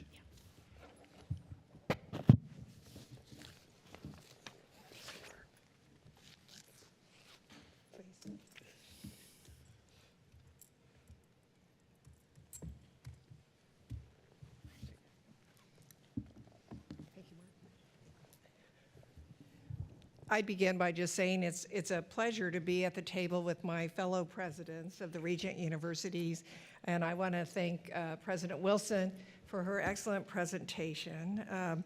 Barb, appreciate your commitment to the work you're doing at the University of Iowa. Great presentation. Thank you. So it's an important opportunity to be here today to talk about our response to the directives that were passed by the Board of Regents back in November, and we appreciate that opportunity for the discussion today. So in December, I established a focus group to provide feedback to my senior leadership team. It was made up of 14 faculty, staff, students, and administrators. We collected additional feedback from our Senior Vice President for Student Affairs Student Advisory Council. In addition, we had conversations across campus with different groups to help inform us about how we should proceed forward in addressing the directives. It was really important for us to focus on how we could maintain support for student educational success, and also how we could maintain a welcoming campus. I appreciated Barb's use of the phrase belonging. How do I belong at Iowa State University is an important phrase for everybody to understand. When students come to Iowa State University, it's so critically important that they find a community in which they belong. And this has been true ever since we were founded back in 1858 and when we first opened our doors in 1869, that everybody would be welcome. And I often refer to the opening words of the first president's installation by the president of the Board of Trustees at that time, Benjamin Gway, who said everyone would be welcome regardless of race, gender, or socioeconomic status. And that was a really out there kind of statement at that time. At most universities back in 1869, women were not welcome to study at universities.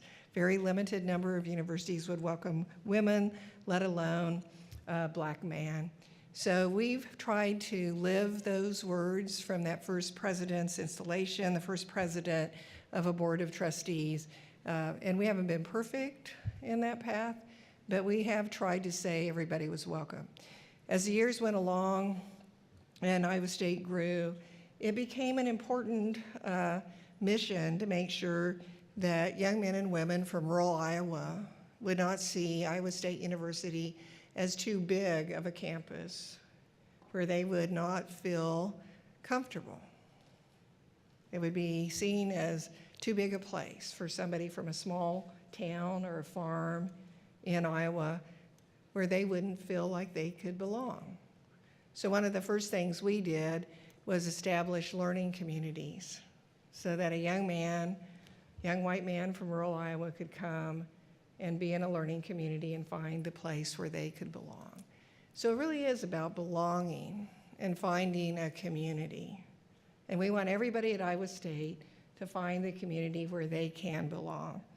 So I think that was the context that Iowa State University, that we began this work to try to understand how we could look at the directives and be successful at, again, maintaining a welcoming campus, an environment for all of our students and for all of our faculty and staff. So that's the context that I would build my remarks on for this afternoon. So under Directive 1, the directive was to restructure central DEI offices to eliminate functions not necessary for compliance or accreditation. So as a result of that directive, Iowa State has made the decision that our Vice President for Diversity, Equity, and Inclusion office will close in July. So we will eliminate essentially 5 positions, 2 positions that are currently filled and 3 vacant positions. And the budget will be reallocated to university priorities.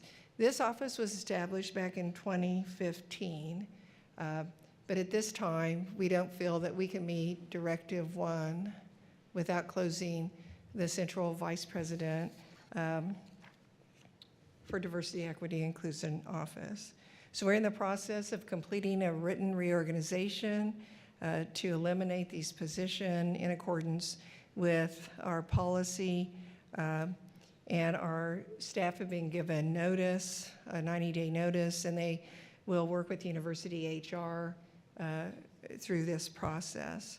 The budget for the Vice President for Diversity, Equity, and Inclusion office is being reallocated to university priorities, has been reallocated to university priorities. Directive 2 is to review college, department, or unit level DEI positions, to look at the responsibilities and titles, to determine are they necessary for a compliance, accreditation, or student employee support services, and where necessary, make appropriate updates. So I think it's important to recognize that under Directive 2, there is this opportunity to look at these important functions relative to accreditation and to student and employee support services. So we have a number of very important programs, units under our Division for Student Affairs, under our colleges, that we feel are critical for accreditation and for student and employee support services. We have done a very good review of these positions that are found in those units, both what the responsibilities are and their business titles. And where appropriate, updates are being made. And feel that we are pretty much through this process. There might be a few additional steps that will be taken, but for the most part, we feel that we have done the work that needs to be done under Directive 2. Directive 3 is to review services provided by DEI offices in supporting diversity or multicultural affairs, and both the Division of Student Affairs and colleges to assure they're available to all students. And so we have completed a review of the services and feel that we have done a comprehensive review and both of websites and promotional materials to make sure that everyone understands that all of our programs are available to all students. This will require an ongoing effort of monitoring of both websites and promotional materials to make sure that that message continues to be as it should be, that all programs are available to all students. So we feel very good about our progress in meeting Directive 3 as outlined by the board. Directive 4B, in accordance with this directive, we issued a campus-wide directive ourselves before the start of the spring semester that no employee, student, applicant, or campus visitor could be compelled to disclose their pronouns. So that was done again before the start of the spring semester. And most recently, the Faculty Senate approved an addition to the Iowa State's required syllabus statement that is used in every course at Iowa State University. And so beginning with the summer 2024 term, every syllabus and every course will include the statement shown here: no employee, student, applicant, or campus visitor is compelled to disclose their pronouns. Anyone may voluntarily disclose their own pronouns. So we feel that we've complied with Directive 4B. Slide 6 required that we review DEI general education categories and update category names to accurately reflect the array of options available. The Faculty Senate approved renaming this set of courses to U.S. Cultures and Communications. And this change will take effect with Iowa State's 2024-2025 University Catalog. Again, putting us in compliance with the Directive 6. Directive 8, in response to Directive 8, Iowa State has developed recruitment strategies for advancing the diversity of intellectual and philosophical perspectives in faculty and staff applicant pools by advertising some positions in publications that attract intellectually and philosophically diverse audience. One example, we advertised for our recently opened Senior Vice President and Provost in both the Wall Street Journal and the New York Times, trying to get a spectrum of possibilities there. Directive 9 As required by Directive 9, our Senior Vice President and Provost has discussed ideas for a widespread initiative on civic education and free speech with certain faculty and campus leaders. A working group has been formed to develop a formal proposal for initiatives centered in the College of Liberal Arts and Sciences.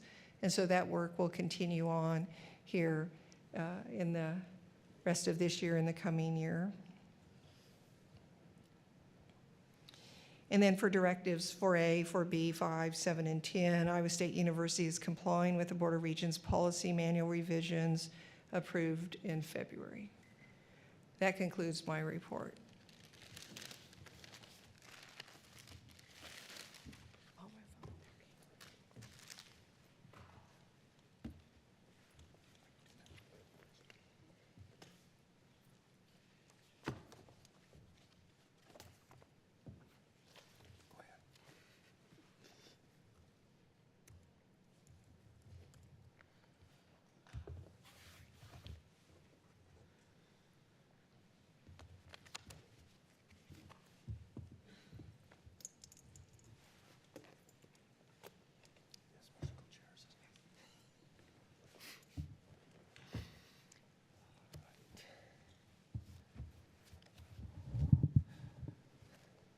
Regents, thank you very much for the opportunity to talk about what the University of Northern Iowa is doing to address the DEI directives that came from the board. And thank you to both my colleagues for the presentations that they've made and the way they've done the work on their campuses. It is remarkable to see how these directives have, each of the institutions have really dove in to find out how we can structure our universities in a positive way with these directives. I want to start with a quote that I shared with the study committee. And this is a quote that really is at the center of everything I've done since I went into higher education, though I didn't find it until, well, maybe a decade ago. It really does set out what I have felt is our job as higher educators and as educators. This is a unique quote. It's written by John W. Gardner, who was a Republican that served in LBJ's cabinet, which I can only imagine how that went. But he also then became the president of the Carnegie Foundation, later the president of Stanford's Board of Trustees. Just a phenomenal person. I wish there were more people that thought and wrote like John W. Gardner writes. In 1960s, and then with a revision in 1980, he wrote a little book, Can We Be Equal and Excellent Too? This is actually a statement from the revised edition of that. As you read through this, there's some things that really hit you, and you have to think through pretty carefully. What he's talking about is that democratic societies, and especially those, though he doesn't mention this, especially those that come with an economic base that's based on capitalism, that what we're really doing is inviting all of our members of that society to reach their greatest potential. If that's our commitment, and if that's the invitation we're going to offer to all of them by being a democratic society and being a capitalistic society, then it really does require that we meet each of the needs of those students, meet them where they are and take them and give them the education they need, the skills they need, the habits of mind and the knowledge they need to be successful and to attain that place, to reach their abilities. And he makes a value statement here that a good society is not one that ignores these individual differences, but it is one that deals with them wisely and humanely. This really has set at the heart of the things that I've done even as a faculty member, whether it was dealing with a student who became a Goldwater scholar or ended up getting an assistantship and was paid more than I was as an assistant professor to work part-time and work on his graduate program. Or I was grabbing the hands of a blind student trying to help them understand how two stars orbited each other and what that would look like. All of those set at the heart of this. How do you meet the student where they are and take them to where they go? And this is really setting at the heart of what UNI has always done. Our future vision statement is one that I want to call your attention to because we really focused on it as we took these directives to heart and as we thought about what we do on our campus. And you can see here that, as I mentioned earlier in my earlier presentation, that the University of Northern Iowa's purpose really is to enrich lives and communities, really around the world through our faculty, staff, students, and alums. But one of the key points that's really germane to what we're talking about today is that it is through this personalized attention, that we create an environment in which every person is able to reach their academic, their professional, and their personal life goals. Over the 148-year history of over the 148 years of our history, the students and employees of the University of Northern Iowa built an incredible sense of community based on the mutual commitment to helping every member of our campus community successfully reach their educational, professional, and personal life goals. Today, we emphasize that our commitment to building our strong community of support for each other will not change.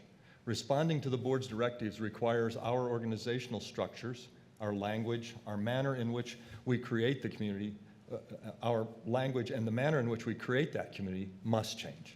But the members of the UNI community will always be here, first and foremost, to help every student and employee realize their goals. Keeping our institution's foundational values in mind, our task forces, and we created two, and administrators work to prepare a plan to address the board's directives.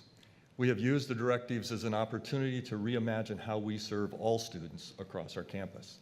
Our plan calls for the restructuring of the Division of Student Life with a holistic approach to student support and student care and a prioritization of student development.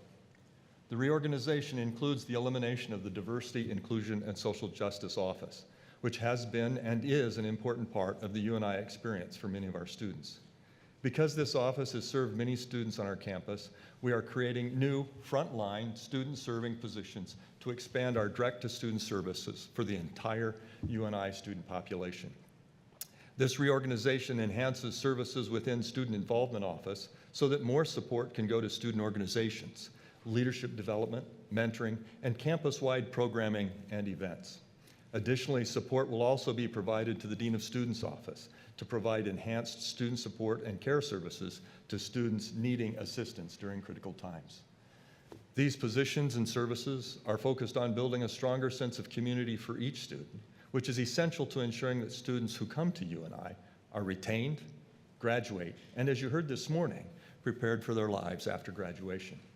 Our plan also calls for the realignment of 5 positions within academic affairs to ensure that all qualified students have access to the university, experience a seamless application and enrollment process, meet their academic goals, and achieve timely graduation. Additionally, we are eliminating the position of the Chief Diversity Officer. We are creating a new outreach position within the UNI Center of Urban Education to strengthen and enhance community impact, putting enhanced structure around numerous campus community projects and initiatives focused on serving low-income, first-generation students. A team of faculty have worked to construct a proposal for the UNI Center for Civic Education with a vision to be nationally recognized leaders in research, teaching, and public outreach, in free speech and civic education. I have a copy of a description of that center that I'll deliver to each of you momentarily.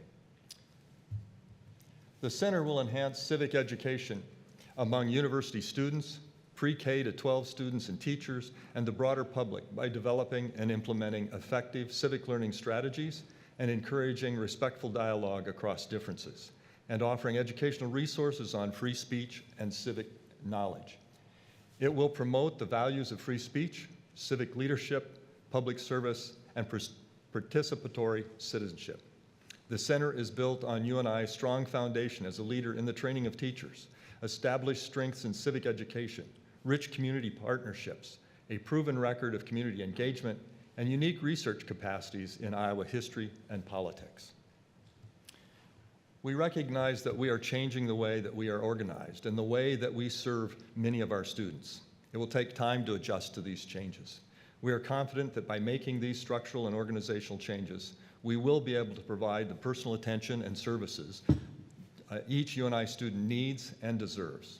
And we will continue to create a strong sense of community built on a commitment to the success of every member of the UNI community. Thank you.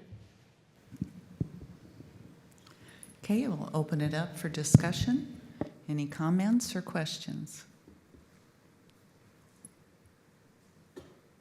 Regent Lindemeyer. I just have a comment. I wanted to commend you and your staff's efforts in working on this. Obviously, it's a lot of extra work, and I think you've all articulated your missions and your commitments well with regard to maintaining accreditation and retention and student success. So I don't know. I think you did a great job with that so far. Regent Barker? Thank you. Well, first, I just wanted to point out that this is the first we've seen of any of this, so any reaction is just kind of on the fly. It was 5 months ago that we put out the directives, and we've given no feedback and had no updates during that time. That meant that we were unable to update legislators as well who had asked about progress. And I believe that that is a reason why Senate File 2435 was passed.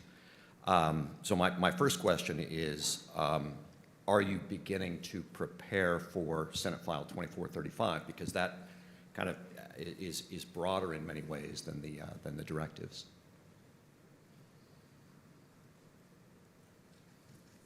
You know, we've just seen Senate File recently, and so we're still working on exactly what it would mean, what that reading is, and what we can do going forward. I know that many of the things that we've done are addressed in there, but we do need more time to get through that and really make our plan for the pieces that are in that piece of legislation. Same. Okay. I had a couple of questions about University of Iowa. You mentioned there were 5 unfilled positions. How long have those positions been unfilled? I don't know all the details, but we can get those for you. Okay. Okay. And also on number 8, you mentioned that there were a lot of details. If you could get those to us, that'd be great. Absolutely. And the slides, too, would be helpful if we could get those. Regent Barker, in your emails, a link to the full report. There is? Okay. University of Iowa. Okay, thanks. And I just wonder, the 360,000, is that just salary? Is that salary plus benefits, plus overhead? I believe it's just salary. I think it's just salary. Just at this salary? point, yeah. Okay. All right. Let's see, and then at, let's see, and at Iowa State, do you have an estimate of the savings that, from the changes that you're making? 789,000. 789,000. And again, that's just salary? I'd like to confirm that for you, Regent Barker, Okay. if that's salary and benefits, but I believe it's both. Okay, great, thank you.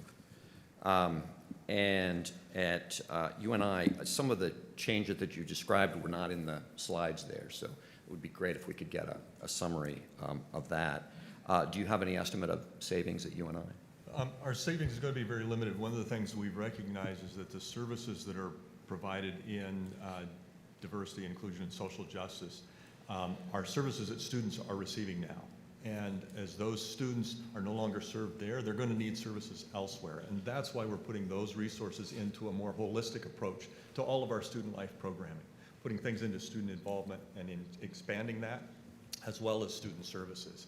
So the actual savings is rather limited because we are going to need to continue to serve those students, but serve them differently than we have in the past. But do you have an estimate of how much you'll be reallocating from one area to another? Not off the top of my head, no, but we can get that for you. Okay. Yep. And do you have an estimate of the budget for the Center for Civic Education?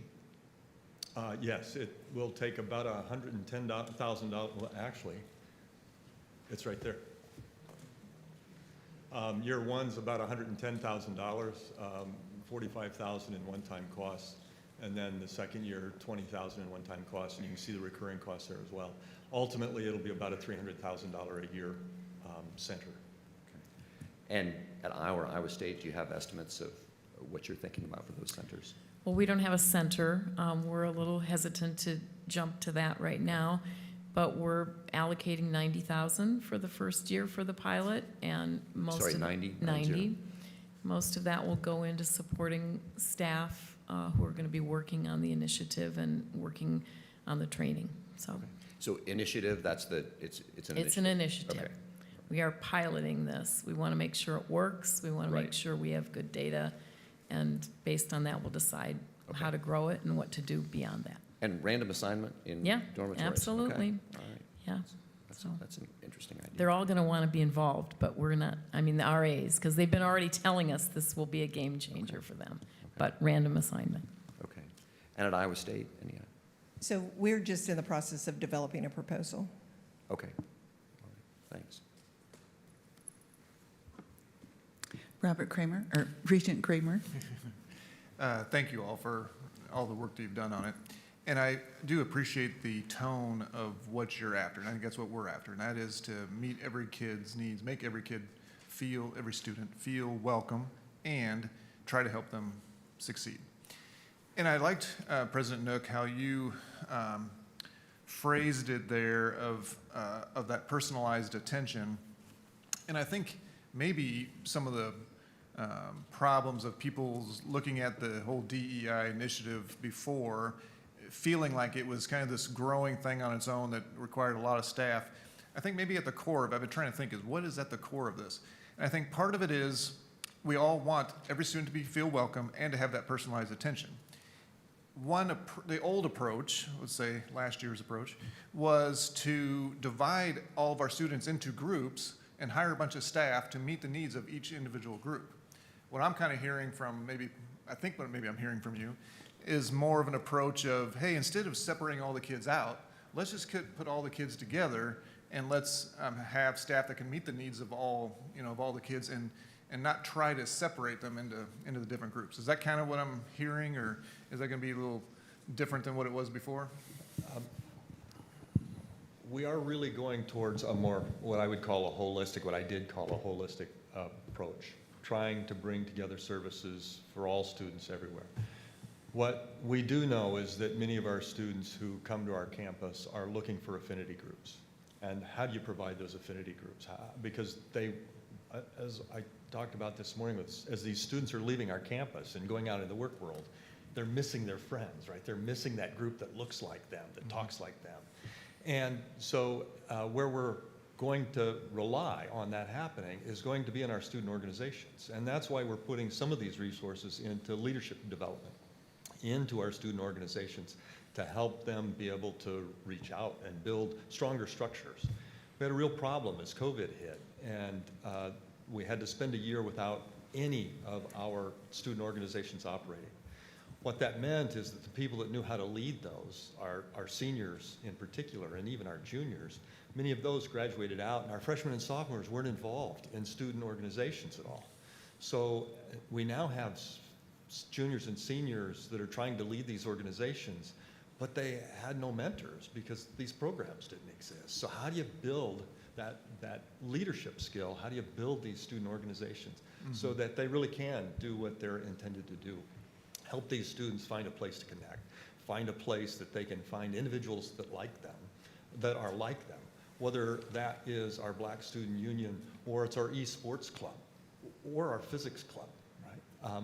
Making sure that those are strong entities and that we've got leadership skill development in there to keep them going. Yeah, I think that's a really good approach, and I think the danger of last year's method was the universities trying to find every single group out there. It's trying to find a group for every single student. When, for example, if I asked you, okay, how does a second generation, student who's white, male, what group do they fall in? Well, there are lots of groups there, student groups, and there are Christian clubs. There are, like you say, all these different sports clubs. So to me, the answer is, and instead of the university picking and choosing which groups they're going to create as being paid for by the university, instead you get the university to kind of take a step back and empower these students, train the students with leadership so that the students can lead all these different affinity groups. And then it's unlimited. They don't have to. So I think, in my opinion, that's the right path to go. One other comment, just that sharing Regent Barker is just a little bit disappointment with the process. And honestly, I don't know that this is your choice. This might have been our choice. But I think this by keeping it all quiet of what we're doing until today, I think maybe did lead to the legislature doing what they did. And so assuming that that's signed into law, I kind of feel like what we're doing is somewhat moot, that it doesn't really matter what we think about your plans. It's now going to go to the attorneys and the lawyers are all going to have to figure out how we comply, with the law. So I'm kind of disappointed that that all happened, and both with maybe us and with the legislature. But I'm hoping that that we would still maybe do our best to make it the best we can, and then hopefully the legislature would maybe see that and back off. I don't know, but anyways, we'll just have to walk through that together. Any other comments? Regent Barker? Just one comment. I want to reiterate what Regent Kramer was just saying, that I believe that's right, that Senate File 2435 makes a lot of our directives irrelevant. There's a much broader definition of DEI in there. Much stronger enforcement comes from the Attorney General's office. Prohibitions of money being spent from any source on these programs. And so, my suggestion, and this is just my suggestion, is that we begin working on compliance with that right away. I think it would be a good idea if we could be in compliance with that before the next legislative session opens. But that, again, it's very different than our original directives. Well, I'm not a lawyer, and I'm not spending as much time in Des Moines as other people are right now, but I think much of what we're doing is in the spirit of the law, frankly. And so I think it will be good for us to work together to figure that out. The law does acknowledge we have accreditation issues that we need to comply with, that we have federal and state laws that we need to comply with. And I think there's some recognition that it's more complicated than it looks at first blush. So while I wish, too, that we didn't have laws in front of us and that the board directives would have been given more opportunity to unfold, I think we shouldn't jump to conclude anything about whether we're in compliance with the laws. My read is different than yours on that front. But I think the most important thing that I want to assure all taxpayers, legislators, you all as regents, is our goal is to serve all students. And I think you're right, Regent Kramer, in the way that you express it. We may have spent a little too much time focusing on particular categories and particular groups, in part because of historical challenges, so it made sense at the time. But we may have swung too far in one direction, and it's time for us to balance things out and recognize that most of us bring multiple identities to the table. So, your example of a white person from a rural community, that person may have a learning disability that we don't even know about, or may be interested in joining the Hawkeye Sunset Club and sitting out on, at the old Capitol with friends to watch the sunset. And that's perfectly fine, and we should support that group, as well as the need to go to the Center for Learning Disabilities or to the ROTC group, whatever. Our goal is to find places and spaces for all students and recognize that people are really complicated. They don't have one identity, they don't have one affinity group, and what we want to do is say, you're all welcome, and we're going to get you to the table and encourage you to be leaders in whatever you do. And if we can do that, we're going to be handing all of you the next leaders for democracy, for a better world going forward. And so I'm hoping that through this process, we will realign a little bit, and we'll also help encourage everyone to realize that diversity is important, and it means a lot of different things, including viewpoint diversity and religious diversity. So anyway, I think that going forward, we need to think about what the law means, and we'll work with the lawyers and with our legislators, but I don't want to jump to any conclusions. Also, I wanted to correct myself. The money that I said does include fringe benefits, so does. Does Salary include fringe benefits. Yes. Not I just got a text on my Oh, phone oh, about great. that. So, but again, we can clarify all questions Okay. later. So, And yeah. university overhead would be another question, whether that's included. And I just just wanted to make sure that I don't want any of my comments to be interpreted as critical of any legislation that's come out. That's others' job to legislate and ours to comply with. I agree with President Wilson's comment that it would be great to work together to understand this legislation and how to comply with it. I think we could do more to work together on this than we've done over the last 5 months. Any other discussion, comments from anybody? Okay. Well, I'd like to thank everybody for the discussion, for your presentations. But at this time, in conclusion, I have a few comments that I would like to make. And one is that I appreciate and acknowledge the hard work that all of you had done, the campuses, your committees, in response to the directives that were set for you in November. We know that it took a lot of time to get to the point that you are, and we acknowledge that. The success of our students is the top priority for all of us in this room and all of us in the state.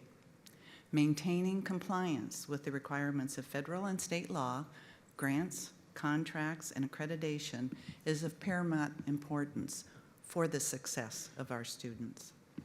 The universities have been and will be, I know, continue to be welcoming places for students, faculty, staff, and visitors. Each university is unique in and of itself and who they serve.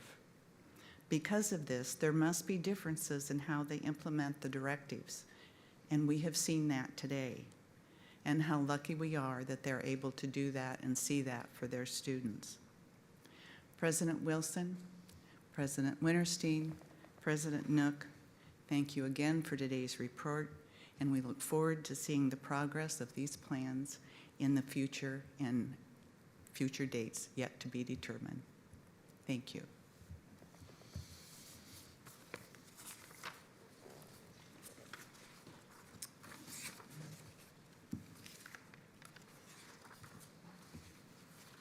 Are we ready to go for close? Okay.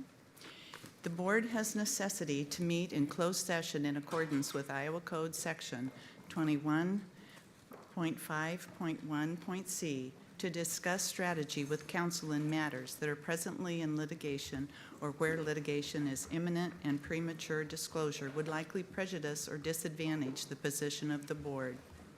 At the conclusion of closed session, the board will reconvene in open session. Is there a motion that the board enter into closed session? I'll make the motion. Regent Dunkel moved. Is there a second? Second.